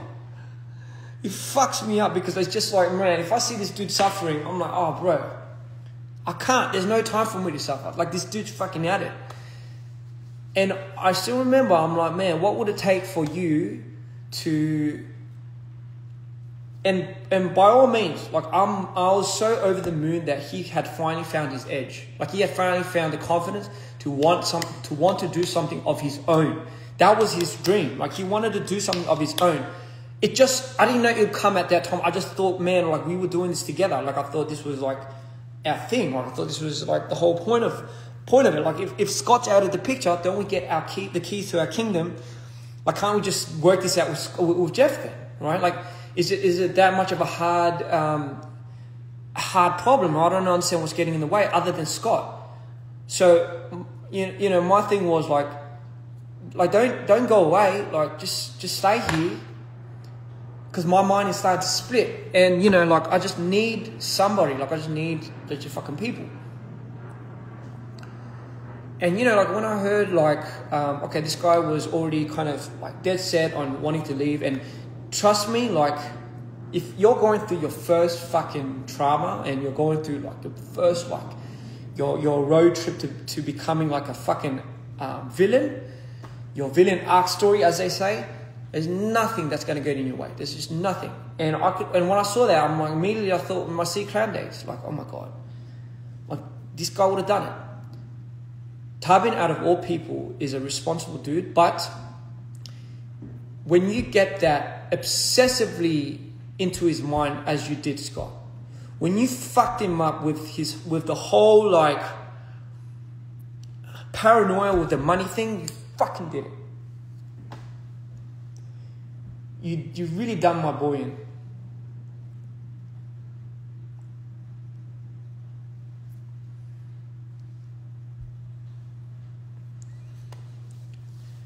And honestly, like that's just one of the things that I'll probably never forgive myself for as well. It's just having the lack of knowledge to be able to see that nuance and identify it, and fucking really letting that get to this guy's head and cracking him in the shell. So it's like all his fears, and mind you, it's because he had a hard upbringing. This guy had a really hard upbringing. He had his family, he had his mum, his dad had cancer. Like he went through the fucking trenches just to be able to be where he is. And trust me, God gave it his all. And you fuck with that, yeah, that would do it to you.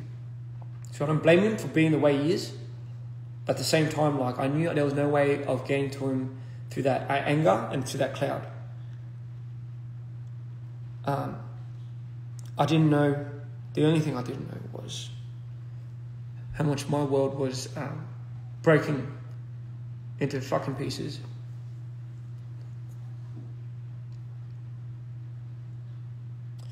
I just didn't know. I just didn't know how much my world was breaking into pieces after that. I tried convincing Tarbin to stay. I was like, listen, man, like, you could do your own thing, but let's just stick together first, and then let's like figure out a way to do your own thing. But I knew, man, like, and trust me, I relate to this, and I understand. If you're there and you're fucking filled with it, and this guy has sent you to the existential end of the world, you are going to try to disassociate with that with any means possible. Trust me. Take it from me. So I knew I wanted to be there for him, but at the same time, when I looked down, I was falling apart. dprian was meant to be my salvation. The people that I thought I was going to be here just are now kind of a figment of what I thought was real. And, you know, like, I was just getting in my own fucking head, and, you know, it was doing me in, trying to hold together. Mind you, we were doing tour. So we were doing 46 cities like this. In this current state, in this intensifying fucking frequency, that is how we started tour. And I still feel so bad for the boys, you know. I'm like, man, what would it take for you to come back, man? Like, be like, hell, like, as long as you got the rights and you got the keys and it's all done and set in paper, I'll come back to dprian. I'm like, all right, bro, but all right, then let's do that. Like, let's figure out a way together to get that. But like, what would that entail? Like, and mind you, at that period of time, it wasn't Jeff. Like, there was no fuckery appointed to this guy. So it was just Scott that was doing that. Obviously, he mingled with all that shit and he fucked everything up with that. But that was the catalyst of why everything tumbled for me personally and for live. And everyone on the team started getting fucking crazy. It wasn't just me and live that was struggling. Chunyong, I remember Chunyong like this guy...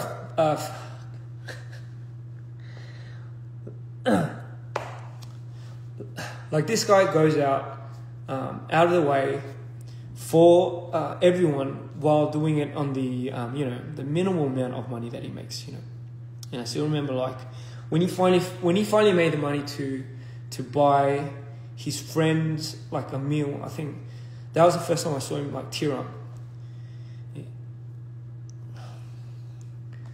And, you know, stuff like that just fucking breaks my heart. But it also, like, hits a side of me where it just fuels this fucking fury. And it was like a side of me which I never decided and I never wanted to bring back up again. But it was creeping up on me ever since C. Clown. It started locking up. But the doors and the keys and the chains were starting to fucking unlock and break.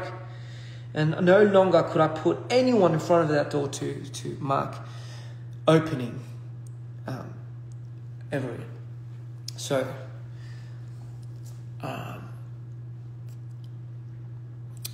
and so the tour happened. I don't know how. I remember spending my birthday there during rehearsals. You know, it's fucking the most depressing birthday I've ever spent in my life. It's just, we were all segregated. We were just all parted away into our own thoughts, and you know, and my immediate thought was just like, man, how the fuck do I make these guys, like, how do I make it work? How do I make it, like, how do I ease his fire a little bit? Like, what is something that I can do to help that? Like, you know what I mean? Like, how do I do this? Like, I've never been in this conundrum before. And then, we started doing these shows. And, the deal was, like, Scott wouldn't travel with us. Like, he wasn't allowed to. That was the deal. Like, bro, like, we'll do this, but I can't. Don't let him anywhere near the boys. And then we'll travel like that. But fucking hell, like, even the way that the tour money was split, like, that was all on Scott's decision as well. Like, you guys got to understand the imprint and the blueprint that was set up in business. How much somebody was getting, how much somebody was getting out of that was all fucking done by Scott. Like, it wasn't like none of us had fucking say in this. Did we suspect any fuckery was going on? No, because why the fuck would someone do that? Like, if anything was to come to light, don't you think, like, this would be like, especially to me, man, don't you think I'll fucking, sorry.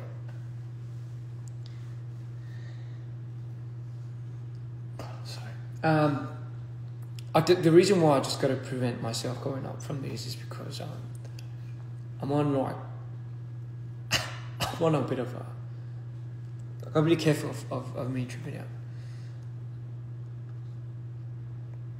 But anyway,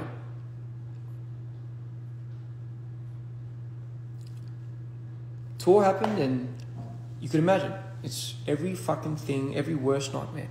We put so much money into the production, which we did not design. Scott had his ways of setting up the tour. So even from the element of bringing that tour to life, like, that was all in Scott's budget. Like, I don't know how much he spent. He spent like a fucking shit ton of money in that, but that was all production. Like, that was all of that. And my only thought was, like, damn, I finally get to see the fans. I finally get to perform in front of our crowd. And, like that was the last of my thoughts. Like, that, you got to understand that was meant to be what I was excited for, like, bringing Mitre to life, being able to see the fans that I finally reached was like something that was so important to me. But the fact that the matter of the fact was, like, it just, like, that was like, I couldn't even process that. And then we did one show, we did one after the other. We started in the States. And with each show, I remember, man, like, I was, like, after I did my thing, it wouldn't even feel like I'm the artist. I'll be like, fuck, I'll go to Tarpin, I'll tend to him. Because I'm worried. That was the first thought I had. As soon as I finished my show, I think, fuck, like, is this guy okay? Is this guy alright?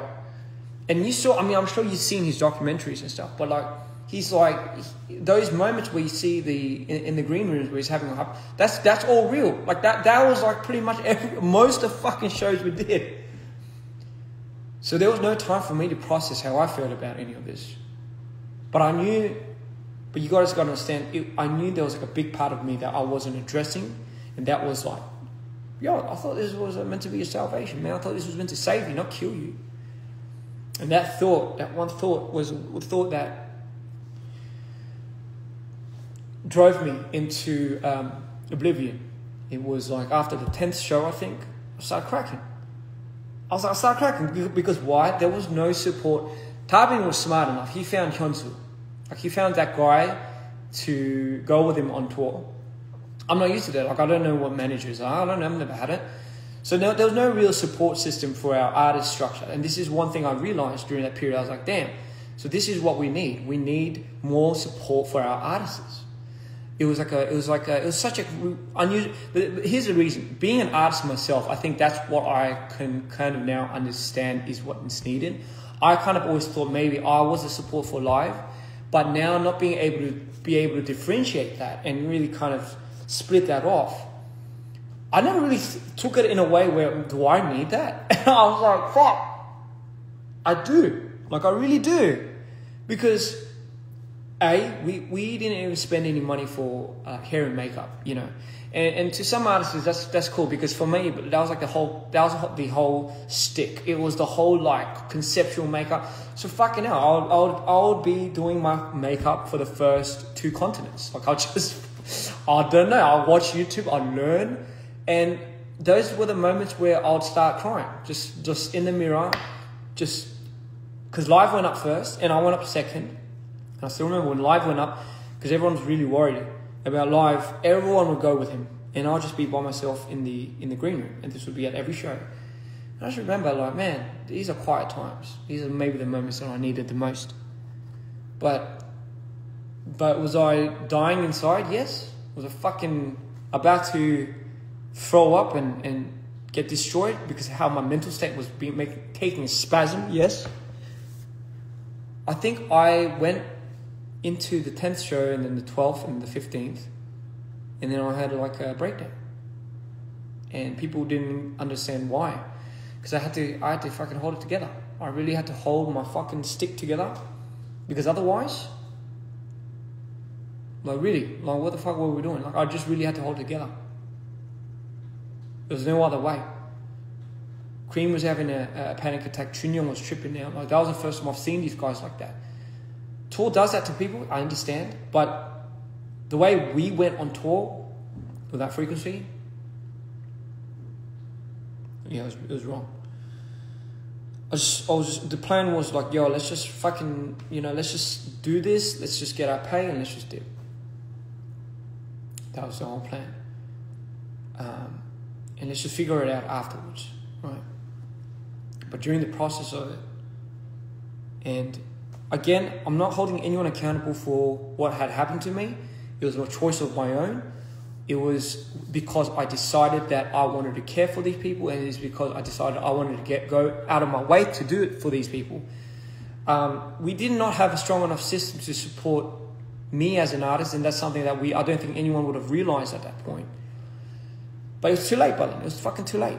I still remember, like, it started getting worse. This fucking bubble and this fury and this spite that I had buried a long time ago, I couldn't do it. It just kept growing and growing and growing and growing and growing. And then occasionally it would just blow up here and blow up there. And, John would be there to, like, simmer me down. And for whatever reason, John would be the one to get the backhand of that. So, fast forward, I got to a point where in Brazil, my manic state could no longer handle it. My meds weren't the exact medicines that was working. And during that whole period of time, I thought, fuck, if I don't do another show, I'm going to die. I really am. I'm just going to end it. Because for me now, life has become completely meaningless. It's just, like, I needed somewhere to hold on to. I needed people to hold on to. I just needed to believe in something and believe in myself again. And I thought that healing was doing its part for 8 years, 9, to say the least. For almost a decade, I thought I was healing, and the very thing that I thought I was healing from turned around and stabbed me right in the heart. And I take full accountability, And with that guilt came depression, and I just thought, fuck, this is it. One of these cities is going to be the tripwire. It's just a matter of time. And Brazil was where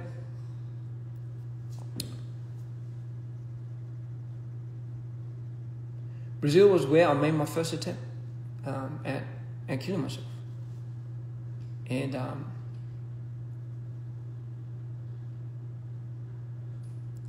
by the grace of God, John walked in, I think just in time, and I was sent to the ER.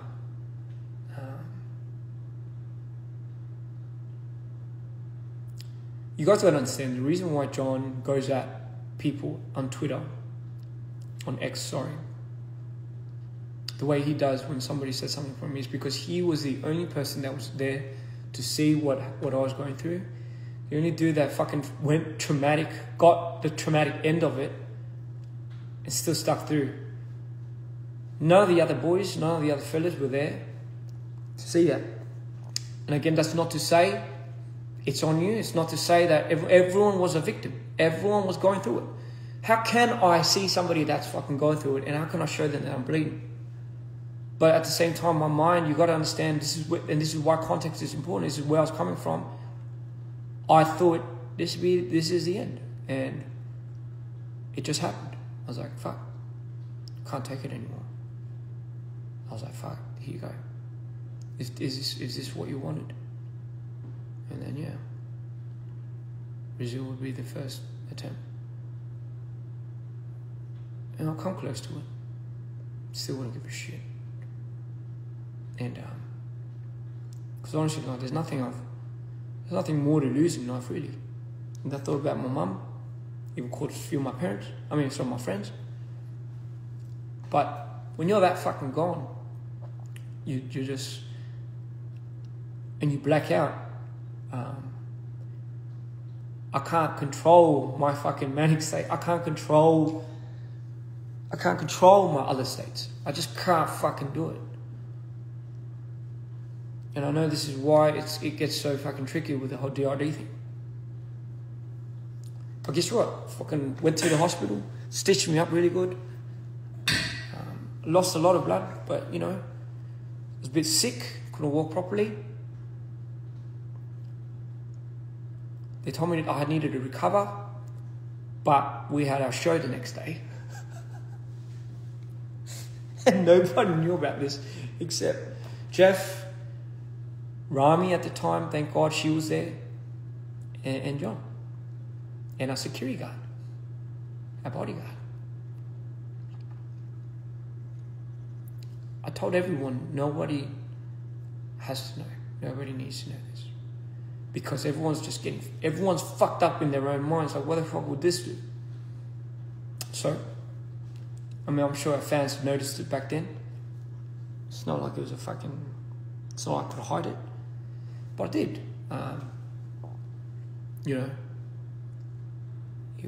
And I'm sure at a certain point in time, my team started seeing that.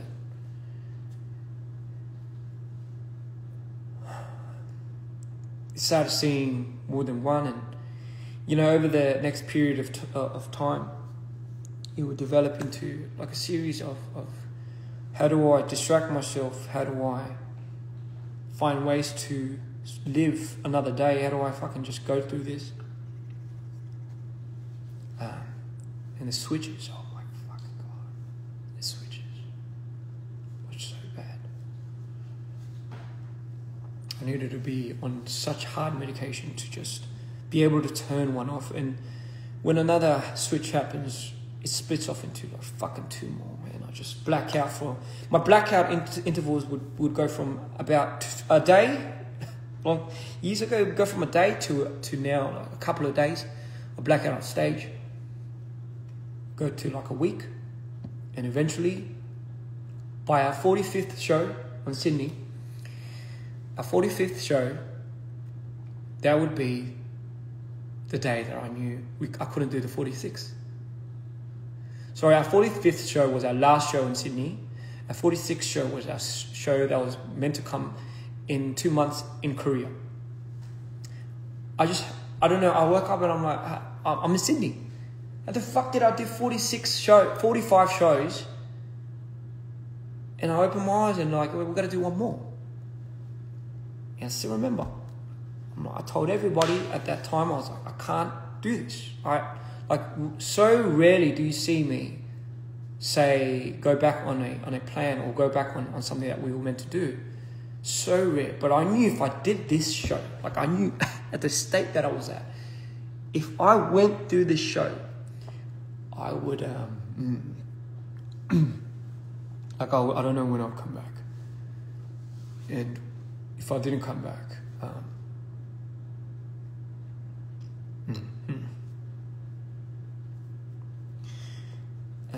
it would,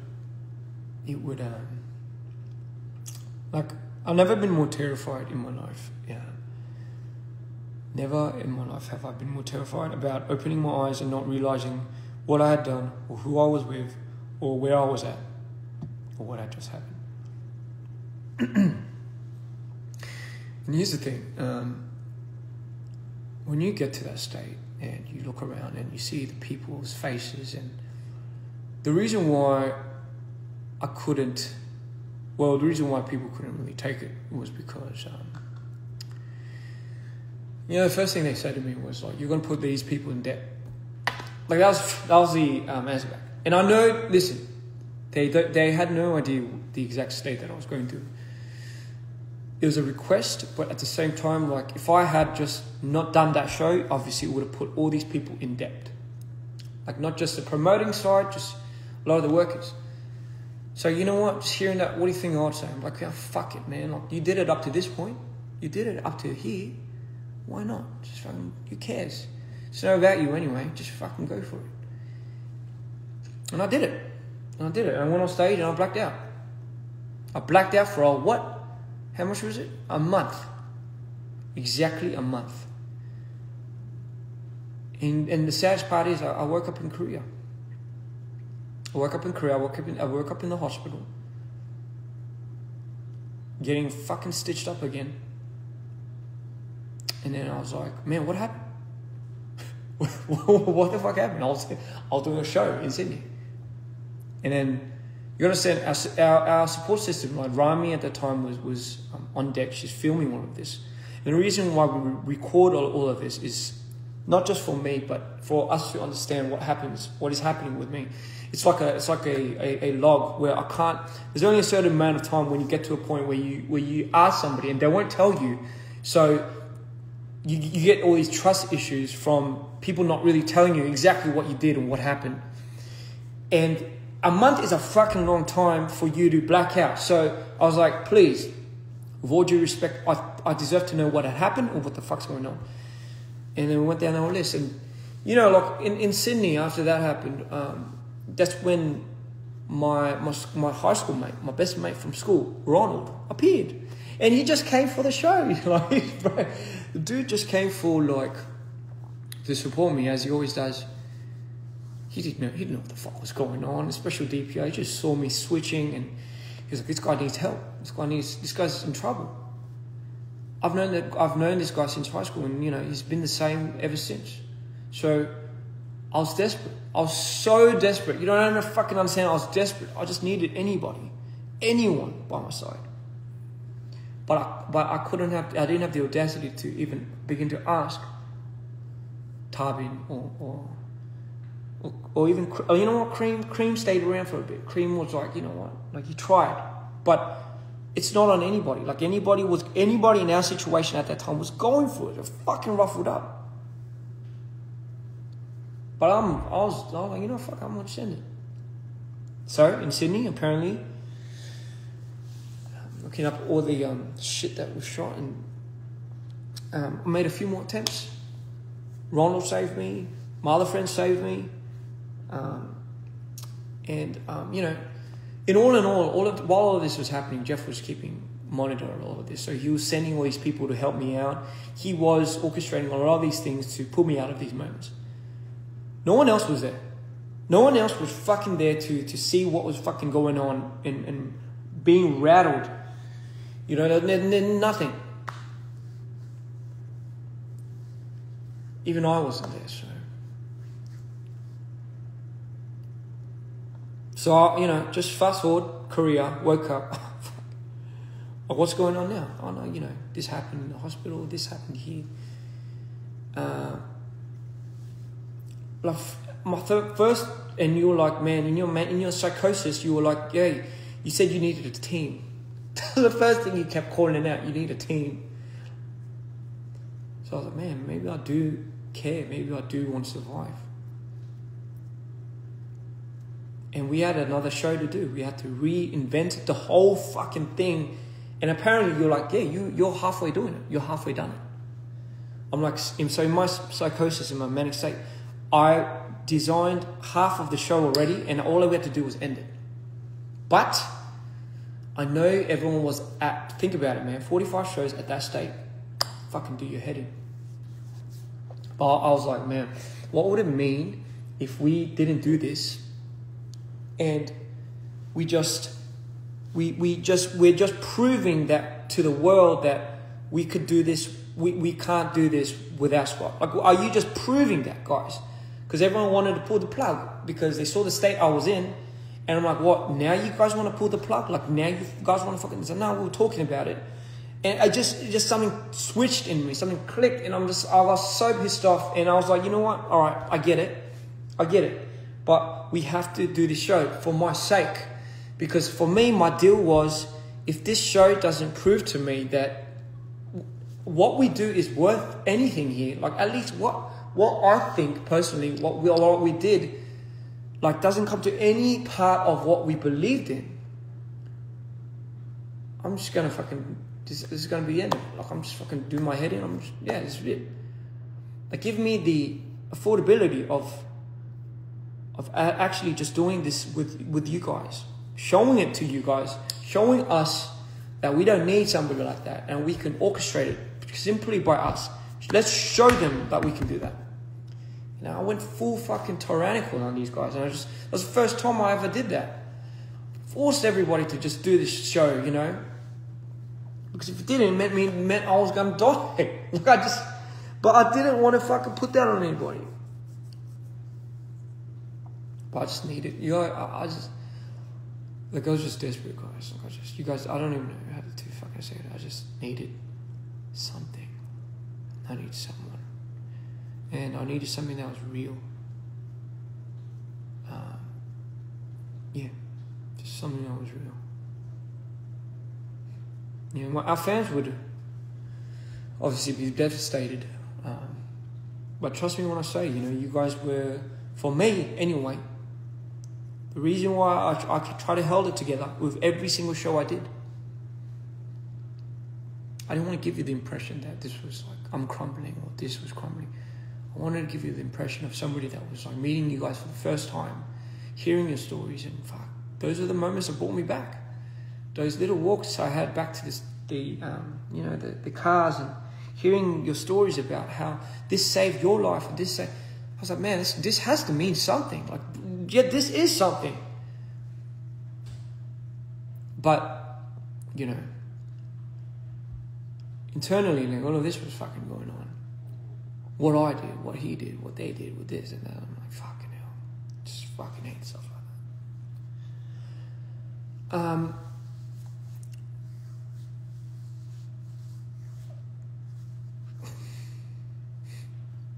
So I think a lot of people are missing the point. So when all of that finished, and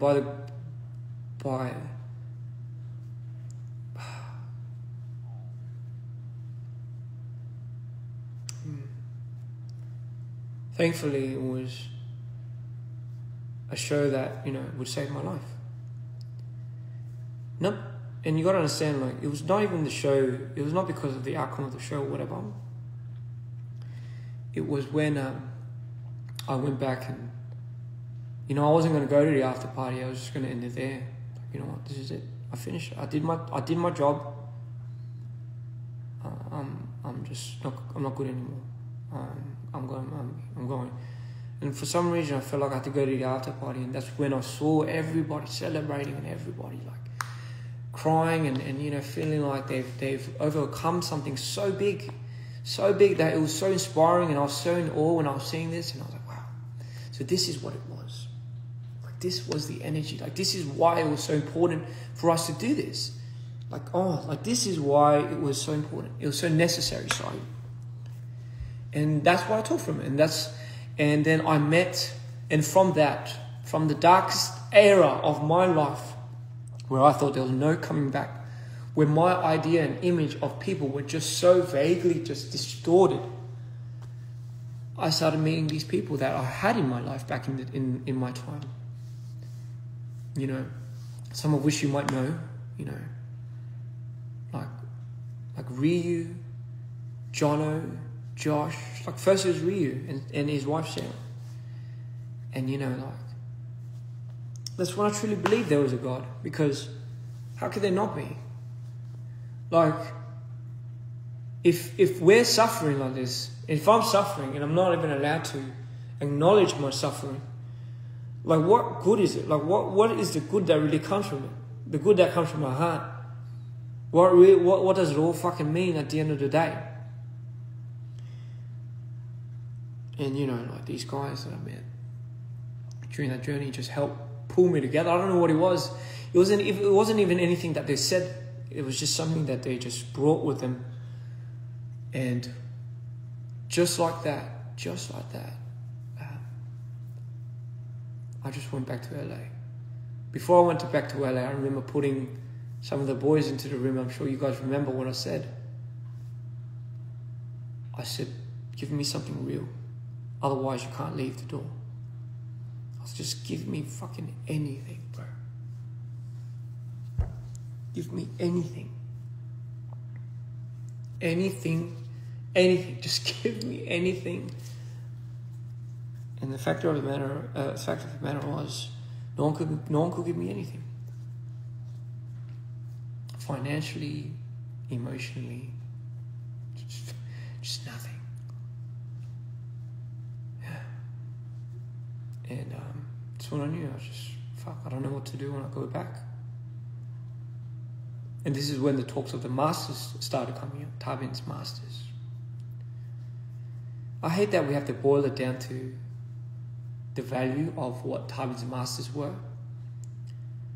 But the way we built his archive, I guess you would say, Cream's involvement, my involvement, even Scott's, it wasn't very much like any other team's, I guess you could say, involvement in creating an artist. A lot of the fundamental, a lot of the DNA of dprian does come from the concepts that we've derived and I managed to put on from mind to paper. We have such a role to play in our elements that, you know, it's kind of like a shared property, if you were to say, amongst everyone. We missed a lot of the payments. I'm just speaking specifically, I'll speak for myself. I missed a lot of the payments. I never really got a cut of anything. So I'm just going to speak financially from now, like from this point. The only thing that we could equate value to, that I could equate value to, of what I was ever doing, was in dprian life, as much as I hate to say it. Not just me, Cream, Chunyong, but like when we heard that, you know, you were gonna you got up and left for the best reasons for yourself, obviously, and you know we support that. Like it's not something that it's not like a difficult thing for us to grasp why you needed that for yourself.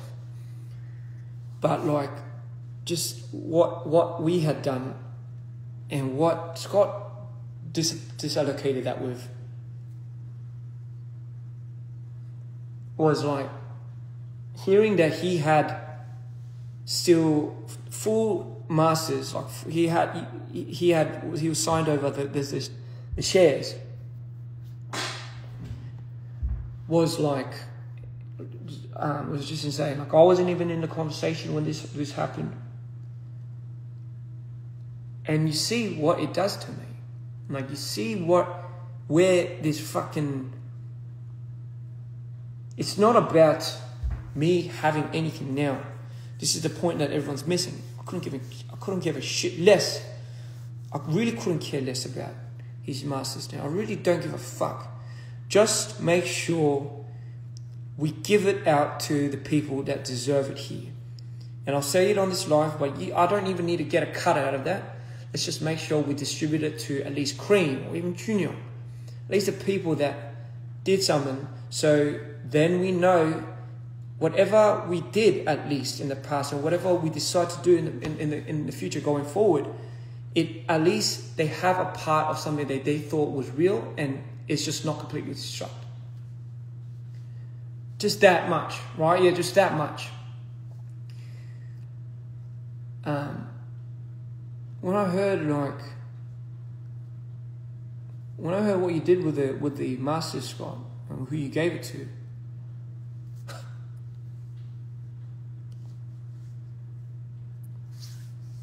fuck, it does my head in, bro.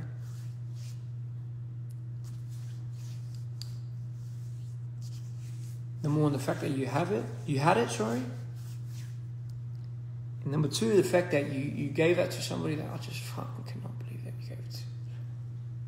And he sold it. But again, I was in none of these conversations. I'm telling you myself. None of it. And I get it. When people are jaded and fumed, I get it. But fucking hell.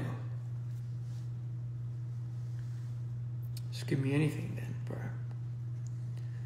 But we can't. Because, you know, we can't. Because the money's all been used. We can't. Financially, I can't retire my mum yet. Which I can't. I just fucking can't. So you're telling me, like, I have to now start making money as an artist now? What if I didn't become an artist? So the mere thought of me not becoming an artist is now what played heavy. Holy fuck. We've all been fucked. Like, so the only way I've ever earned money was when I became an artist, to exploit myself while investing into myself, while investing into others, while creating a whole DNA brand of this, while doing this, while doing that, while doing this. But fuck your 10 years of doing what you did in the past. Fuck your salvation. You're not going to get paid for it. Just start all over again, bro. Start all over again with a new team. Just start all over again. Don't worry, we'll get you your trademark back. We'll get it. The fuck does that even mean without you guys? What does any of that mean? What does any of this mean?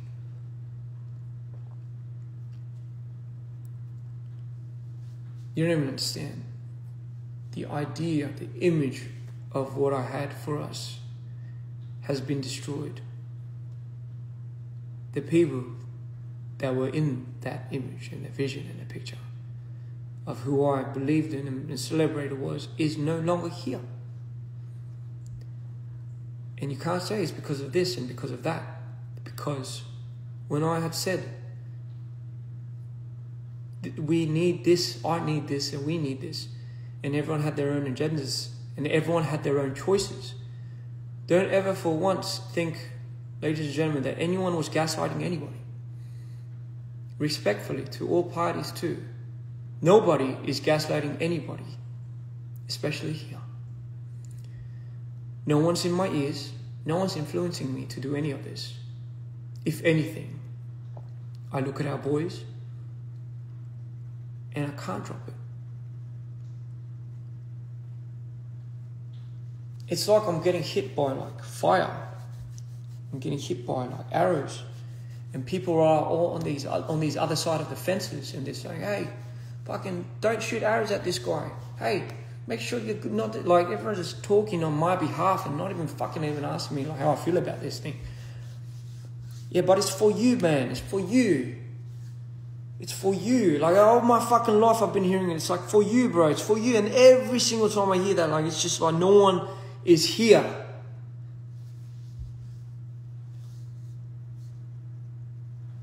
So I don't want to hear that anymore. I don't want to hear it's for you. It's for you. Don't worry, man. I'm getting this right. Don't fucking say it.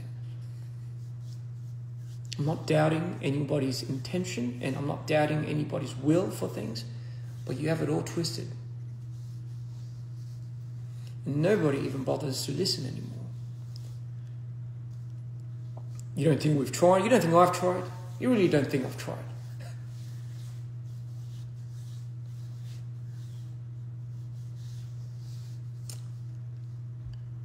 So fast forward. Okay, now we're here. It's going slowly to what I'm talking about, the present. Alright, man, fuck. So, tell me then, like, during the last 3 years then, like, what had happened?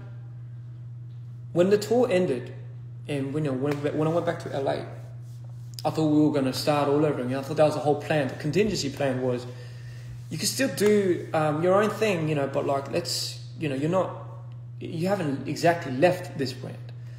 That was the very last things we told you, like, like, hey, like, take as much time as you need, and again, I'm always that person, I'm always that brother that will be here to fucking welcome you when I do. But, you know, I told you at a certain point in time that there must be a direction that you choose. Not because I want you to choose sides, but because it's going to be hard on you. And I know you remember me telling you this. Me doing this from ground up just does not make sense. Just does not make any sense. Like I'm 35 now. I don't have it in me to start from my own capital, start from ground zero. So what you ask of me, to walk away from the person that has facilitated everything, the person that has done all of this and this and this, and I told you, and this was right around roughly the time that I think you came over to tell me, and this is when I was, because bro, somebody has to take care of Kareem and Arctic and, you know, their artistry, Chunyong, somebody has to do that. Like, having to go off of certain words, allegations, accusations, without any fallout backup plan, were those accusations, allegations were to be wrong, for example, without any given ground evidence, can really mean the death of a lot of people. Like, you don't even fucking understand. If we don't have a contingency plan, if we don't have a backup plan, realistically, the boys and everyone are just going to be, there's going to be no place to belong. Like, everything is going to fall apart. A structure, a system, like whether we hate it or not. So until, this is the one thing I told you was, and you know, this was the period of time when I was making stuff for Do or Die, and I was helping Arctic with his music video, I was shooting it. I was doing his songs for that. And you had come over and, you know, we had talked about this. And I remember the last conversation I've had with him was, bro, let's just give me hard ground evidence.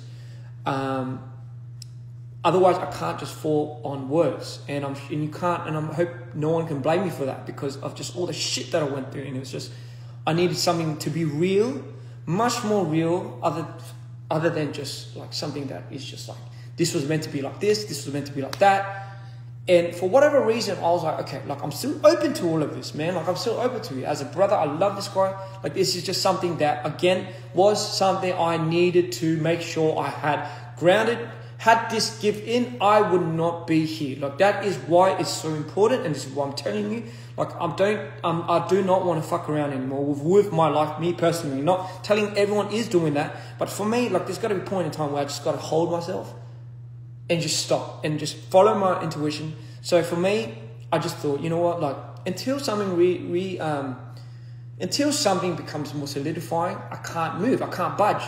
So you know why it's such an awkward situation when the dude that I'm trusting, the dude I have to trust, and the reason why I say this is because I went through with my mum, all my attorneys, all my lawyers, and I went through a lot of the documents that, you know,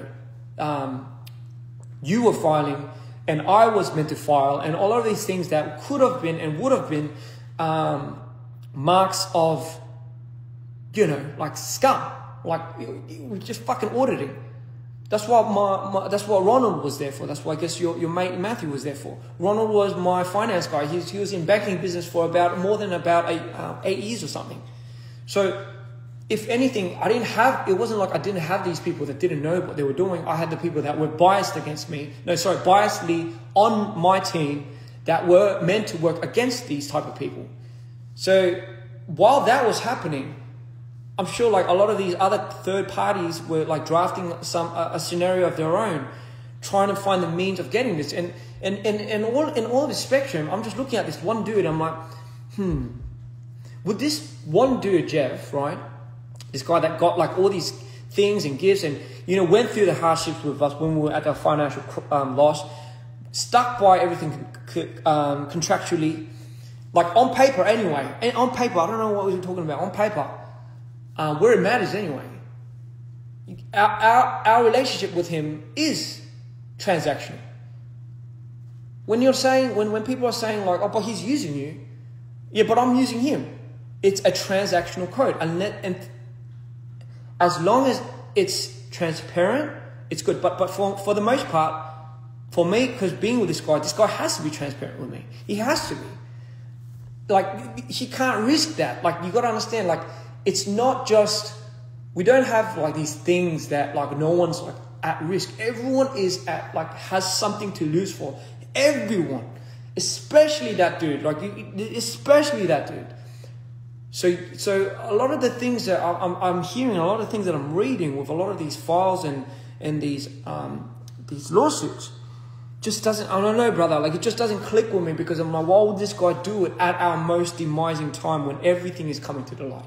Why would somebody that was with us for those many years all of a sudden decide to be like, oh, fuck, after hearing all of this, after getting a lot of these speculations, I'm gonna fucking do you double. I'm gonna double down and I'm gonna just take this from you. It just doesn't make any fucking sense. It just, I don't know, just spare me for me, it was just the talk. I just need some more hard evidence. I know, and it's a bit of an awkward position, guys. The reason why I needed to address this is, do you see how I have to work alongside this business so I can make it fruition to be able to support the team that I have now? Otherwise, it's a very awkward scenario where we're now giving speculation without context to fans, and fans are thinking, man, this guy's being manipulated. Holy shit, this Jeff guy, fucking this guy up. And by all means, if those come to fruition and those are facts and those are something that we can prove later on, and that is bro, I'll admit it. I'm fucked. I'm gone now. I have to go to the psych. I'm done. I'm done for. But imagine, just imagine in a world where we don't have none of that. I don't have no comms. I don't have no information. My mom's working right next to this dude. We have the lawyers on our side working not with, but against this guy as well, and vice versa. There's just nothing, and we haven't done anything for the last 3 years. For the last 3 or 2 years. For me, it's important because when I look at Chunyo, when I look at Arctic, when I look at Cream and Arctic, and when I look at myself, it just, over the last 2-3 years, just like you have been putting out albums of your own, they needed something that of their own. If I was to start that all from ground up and try to bring it up from nothing again, I just don't have it in me. I can't base it. It's just too big of a thing for me to base my life on now. I rather have this somehow figured out. And I just never understood. And maybe this is why I didn't understand why there was so much, why it was so hard for people to get the trademark here, to get, I just never understood this, because I said the dude's representing me. And then I'm like, then people were like, no, but don't trust this dude. But I'm like, but you trust that guy. You have your own man. You have your own dude. And I don't know that dude. And if anything, why would I trust this dude? I'll trust your word. So then remember, that's something we said. As long as it comes from our mouths, we're not going to trust anyone. And I kept that. I kept that fucking key, and I fucking went with it. And I said in our last conversations, I'm like, listen, this is why I want to distribute it. This is the only reason why I want to distribute it. And I'm sure you remember, I was like, listen, this is, I don't need to take a big branch from this. I was like, man, I'm even willing to break it off with Scott. Because I believe still credit is deserved where credit is due. What the fuck that means. But for me, that's the only reason. I don't even give a fuck about the trademarks and all of that. If that's what it takes for you to, also be at peace, I'm like, at least give something for everybody so, we can start continuing on with our lives. And I said, that was it. I don't need to get anything from that. That was the only reason why I wanted it. I didn't want it for any other reason otherwise. Because the whole trademark thing, the whole DPR thing, being able to use DPR doesn't mean shit without you guys. It doesn't. It doesn't mean shit without the team that I thought we once were. And mind you guys, even our OG fans that were there from day one, you don't even know the deep and dirty of all of this. And this is why I think you guys deserve to know where this comes to play. How much some people did for this and this and this, and how much it means something for somebody. Fuck, when people have a go at me, when all these fans are having a go at me for losing you, for being the one to having these malice judgments, for being the one to have lost you, to have gaslighted you into leaving, when I'm the only one that's fucking protecting this brand and just in the hopes of keeping it alive, I'm like, it's an awkward conversation every single time me and the team are here, and we're just looking at each other someone's like, hey, can we have a DPO live feature? And I look at this guy, I'm like, no, DPI Live hasn't left yet. Like, but I don't know what's happening because I don't know how, like, I don't know how they're going to resolve. And in the beginning, it was that resolvement, and somehow it led to me, and then somehow it led to Scott coming into the picture again, which I just didn't fucking understand. And, you know, again, and I'll, you know, and I'll go to him and I'll message him and I'll listen. I'm like, you tell me if there's something that you and Tavi knows that I don't about this Jeff guy. Because if you are keeping something from me, that's technically you are acting against me as well. You're not doing it for me. All these claims you're doing, all these fast lawsuits and everything are taking a hit on the brand.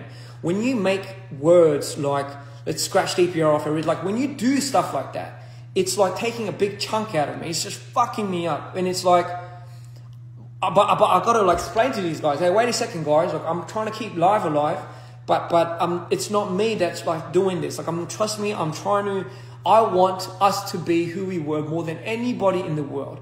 Like, I don't like the spotlight. I really don't. I fucking hate the spotlight. I say this in every single one of my shows.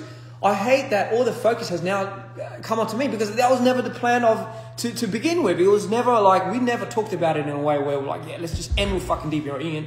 It was like we had all these DPRs in front of us and fucking hell, like everything we've built it around, just like, I just can't like this is the aftermath. And guys, this is not like to say that we're blaming like Tarbin and we're blaming, if anything, I'm blaming Scott, but like I'm not having a go at this guy right now. It's just no one even bothers to see this side of the spectrum of like, somebody has to do something for this guy, then somebody has to do something for this guy. What about Cream and Arctic? It's not just about Ian Live, it's also about Cream, Arctic, Junyoung, John. It's about all of these guys, but what about them? You know, like what about them? I hate it when I see fans saying like, fuck, it's like, man, they only know Ian and they don't know Cream and Arctic. They're not a real DPR fan. How can they know Cream and Arctic when Ian is the first and when this is the introductory to that? Like it's my duty to make Cream and Arctic into something so big, so they have their own following, so they have their own acknowledgement. Because the realistic part of it is we are only assigned to what we see and what's exposed. We have to grow our own fandom. Just because we have this whole DPR name and this whole legacy, it's not who we were. That kills me every single night. I can't sleep. I go down and I close my eyes and I think, fuck, what have we become? And then what do I have to turn up for to my fans? Because my fans need an answer. My fans don't deserve to be in the dark. Half our fans left the minute Live left. So it's just like, all right, yeah, I'm just going to pretend like nothing's happened. And now now I have to base it on people's, on words, on some type of affirmation of like, you got to get out, you got to do this, you got to do that, you got to do this. I'm just so fucking, I fucking had it. Just with people that can't even give anything to me. I just fucking had it. What do I get out of it? Like people that are saying, oh yeah, you're exploiting it. What have I gotten out of it except for these fucking scars? Like what have I really gotten out of this? What have I got out of anything? And right now, even now, right, when you say, like, what? How are we gonna make money, bro? I gotta step up my artistry. I gotta play your role. I gotta play Scott's role, and I gotta play my role now. And after triple the amount of work, in order for us to fucking.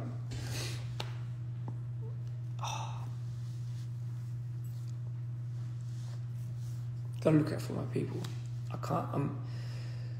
And for those that are like wondering what the state is like now in DPR, I mean, over the last 3 years, we did a lot of things. Like we had Arctic come out. That's a big sense. Junyoung's brand has come out. Cream and Arctic's combination, Cream solo album. You're telling me none of this, all of this, meant nothing to me, even in the last prior 3 years. Like, it's like we're just kind of funneling through it. It's like, yeah, let's go look beyond this, man. Look beyond it. Come on, don't be stupid. You're being facilitated again. You're being used. You're being utilized in a very unfair, uncanny way. In a very fucking, like, you're being used, bro. And when I hear that from the dudes that are just out, not even in here, it's like, man, I can't fucking comprehend this somehow. Like, I just can't. Oh, but it's for you and everything. And it's like, all right. But what about these boys? What about these guys? Like, what do we do? The last 3 years have been probably the most turmoil without you, because I sincerely miss you. I sincerely miss how we were. I sincerely miss the team and who we were before. But if things can't come to, if like nothing can come to clear, like even after 2 or 3 years, like, and you're telling me in the 2 years I wouldn't have done nothing.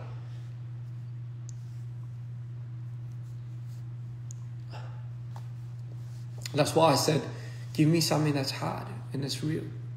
Give me something that's hard evidence, that's real enough, you know, that's like, that I can trust and I can at least somehow form something, solidify. Because what if you think, right? What if you made it? What if we're wrong? What if we're wrong about all of this? What then, bro? What about the dude that we're like fucking trying to defame right now? What about that dude? What if we're entirely wrong about this dude and then we just completely fucking obstructed this guy? What happens then? Is there no like...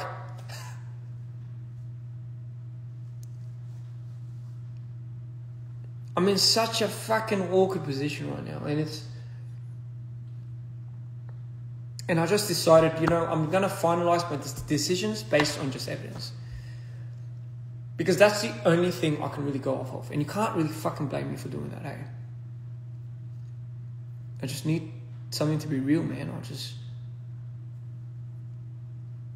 And I know for the audience, the last 3 years was just reconciling with who we were and what we were now, and just a comparison of that was fucking obstructing me from everything. Like our tour, like I met the only thing that ever, our Reborn tour was a reminder to me of like who we were and who we are now, but yeah, I didn't have an answer for it. Like I missed who we were, even with all of that, you know. dprian meant something because it was with dprian life. To be completely honest. And when I lost it, I'm like, why am I even doing this? And then Arctic's like, man, I've got to do my own thing, and you know, Korean's like, I've got to come out with my own thing. And during those turmoils, I'm like, man, like, do I have to just use this as a distraction or what? Like, I'm on the fence. After the Reborn tour, and you know, it didn't do too well. I went insane. The whole album, Dear Insanity, was based on my insanity. Because during that period of time, there was too much drama on trying to find and adjust to a new team. It wasn't like how it was before, eh? But fuck, I was somehow ironically finding more ground, finding more peace, but not with the peace of my vision for dprian.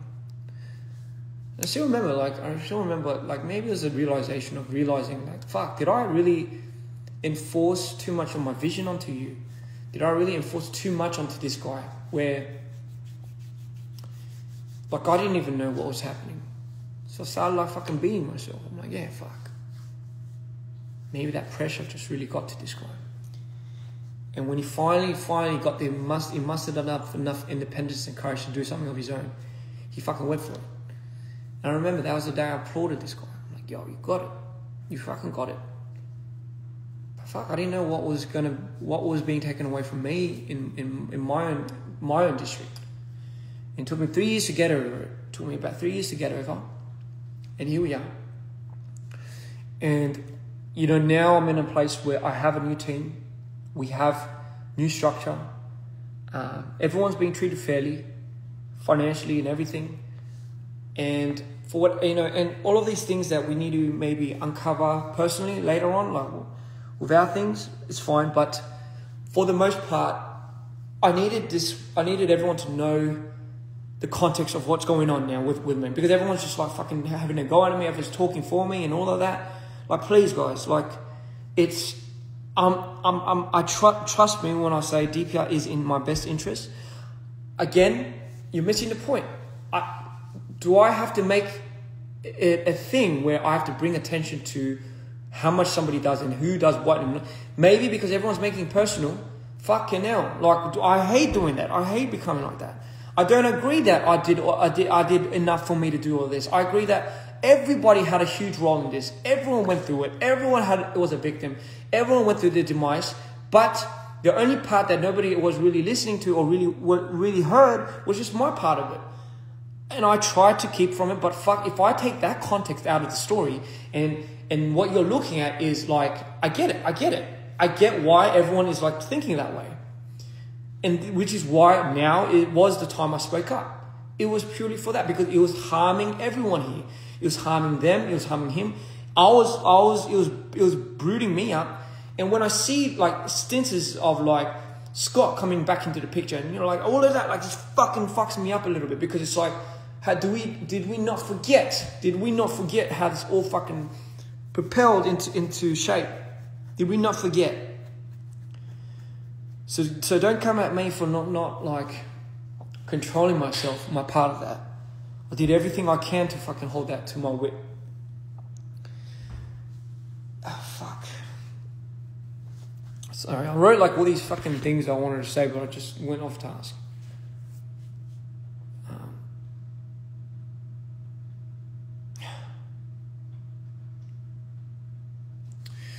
Like, you guys got to understand, there's just so many things to fall on if things don't go right on the other end. Like, if you could have more instances where you meet like another Scott. What if you meet another dude that actually fucks you up even double time? Like, what happens then?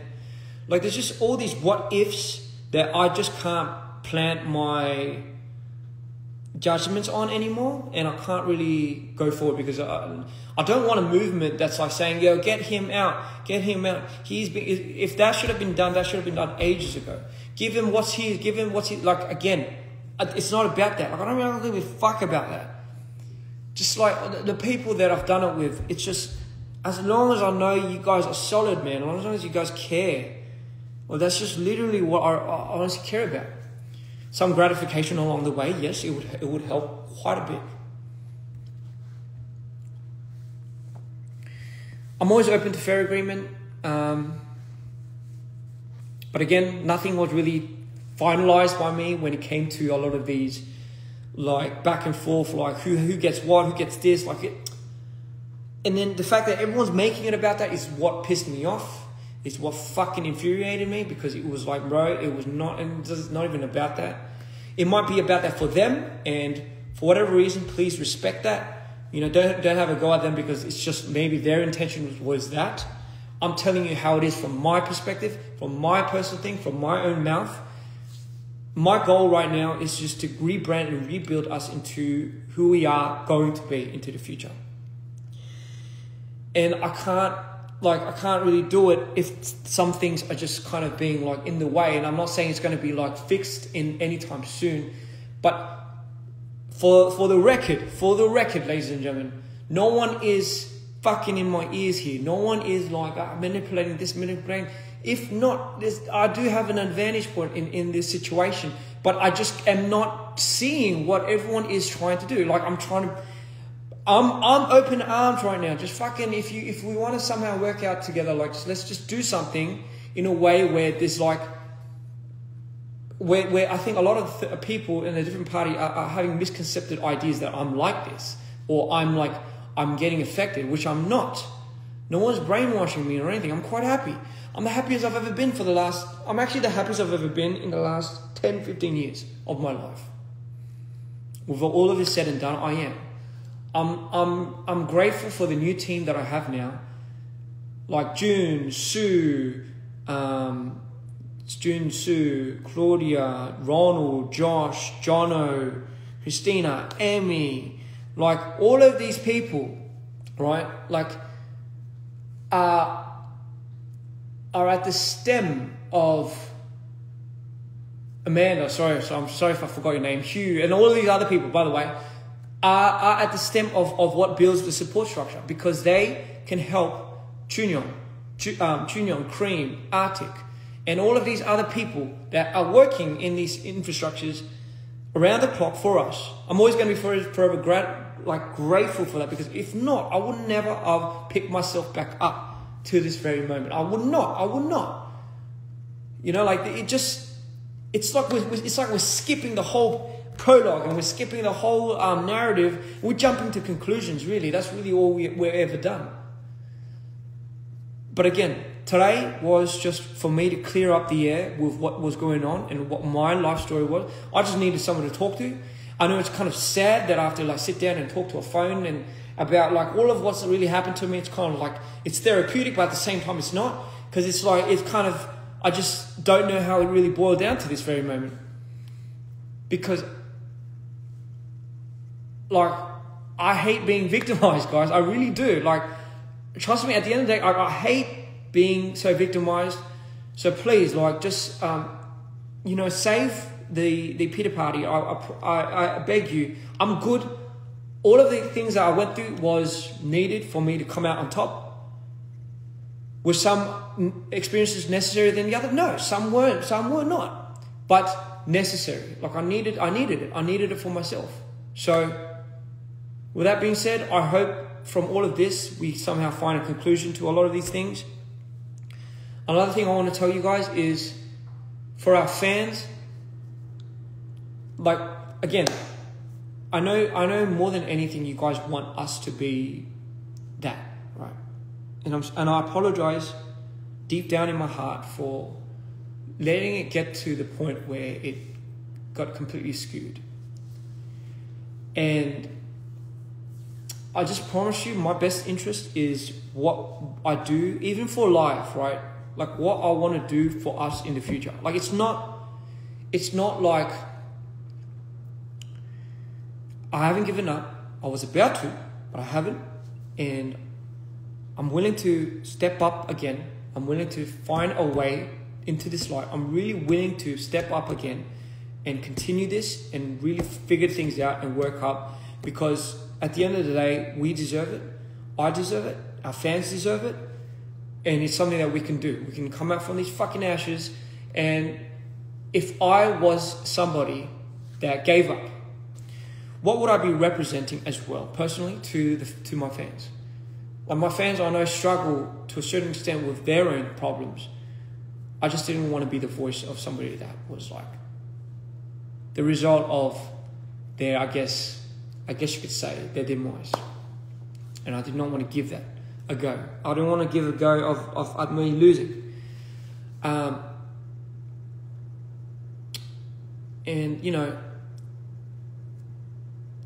it was a saying that I've learned from all of this. It's like, if you want to show a person who you are, then don't show the person who you think they need. And that was something that was what really got to me, and that's something I've learned.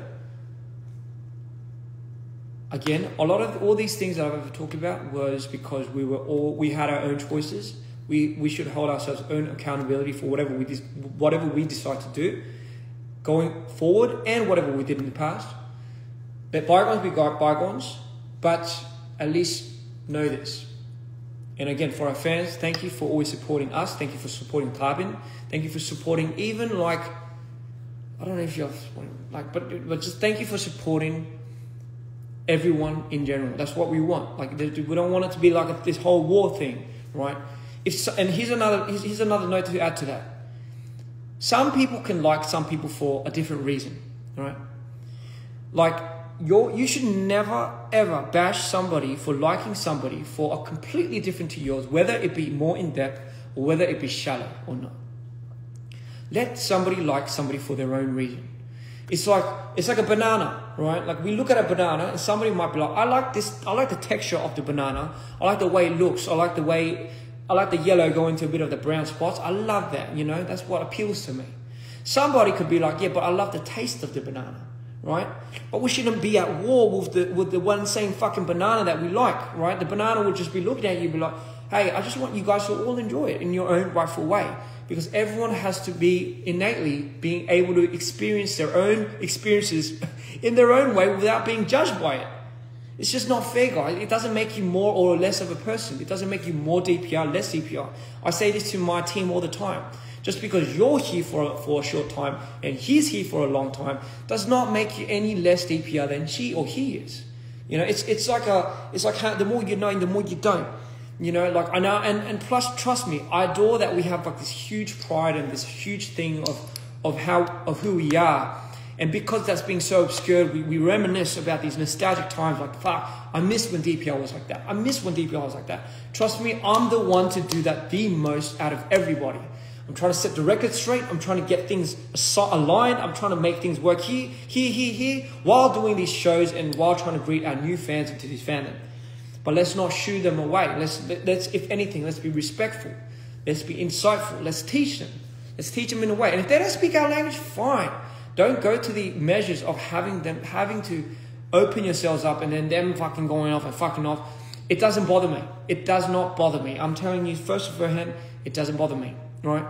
It bothers me when I see you guys bothered by it. Oh man, like it gives me fucking a stroke looking at this and just thinking like, oh my God, like I don't want you to feel invalidated by the way you like somebody. Because here's the thing. What if somebody just knows me, not Cream and Arctic, for example? What if somebody likes, what if somebody came across Cream, right? But for that person, Cream is the most important person. Doesn't matter if it's Arctic or Ian in DPR. Doesn't matter. Cream is important to them because Cream saved this person's life. A, B, and C. And to them, you should never invalidate that experience to them because it's innately their own. Why are you taking that away from them? Why are you trying to skew their love for that person? It's like it's the same thing. That doesn't make them not like or not appreciate Ian and Live and you know Arctic and Cream and Chunyong. Like that's not to say we don't want to see that. Like we don't want to see that. We want everyone to just love people for who they are. Some people might like this better, some people might not. Like I know a majority of the people that like DPR Live's music doesn't fuck with mine as well. Like it's just, how can you expect people to have the same interest and disinterest in the people? You can have the same respect for the brand, but we don't have to keep edging everyone to speak out about it. You know, we know the love's there. We know our day one fans. We know the pride, and some people have more than the other, and we appreciate that so much. You don't even understand. But at the same time, you know, like, I just wanted to make that clear because I sometimes see these things accumulating and you know, like we favor this and we favor, no, we don't favor anything. It's just, we're here to just give you guys a show, inspire you, really get inspired back by you. And we love every instances of every moment that we build with you guys. And I mean it, every single one of you. That is what reflects on what we do. And Live could say the same thing about exactly the same thing. Arctic will say the same thing. Cream will say the same thing. Everyone will say the same thing. I promise you. So again, with that being said, guys, we don't have to all get along. I get it, but you know, for the most part, let's just freaking hug and kiss. Doesn't have to be like that. You know, get consent first and then do it. But generally speaking, like, come on, guys, like this is just the DNA of us. Like, it's just, I don't know, guys. Like, I don't know how to explain it. Let's not destroy each other is what I'm trying to say.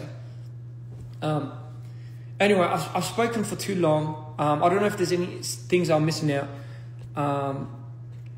Like, no, I'm not against Harbin. No, I'm not having to go at this.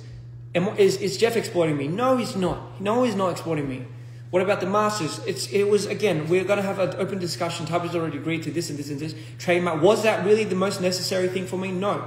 Was it necessary for them to make me have it? Probably. You know, where did the money come from before DPR started? And I just told you, such and such and such, and this is why my support for DPR is probably a lot more passionate, and this is probably where the bias comes from. Why speak about it now? Because the rumors affect the people's jobs here. This is to set context, to ask for the evidence, to maybe set evidence, maybe peer pressure people into providing the evidence a lot more speedy and needy, so we can kind of finally come to the light and really agree upon the decisions and finally start fucking moving forward. Am I okay? Yes, no, but aren't we all not okay and okay? We just have to battle life. We just have to get back up, just kind of brute force through it, because at the end of the day, it's worth it. You're worth it. You know, you have people that care about you. You wish them well always, and they wish you well. I just have to be more attuned to it. Again, I'd hold myself accountable for a lot of things that I've done wrong with this. A lot of things that I've made mistakes with. Maybe peer pressuring a lot of people. I didn't want to come across like that. And again, with all this said and done, I want you guys to still support Live the same.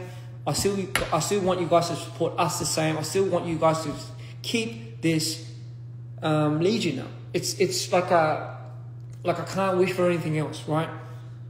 But just know, with context, this is everything that came from me. This is what I have to say. I'm not looking, to be honest, I'm not really looking for an answer back from anybody. It's just more like, okay, everyone said their piece, guys. Okay, right? Everyone said their piece.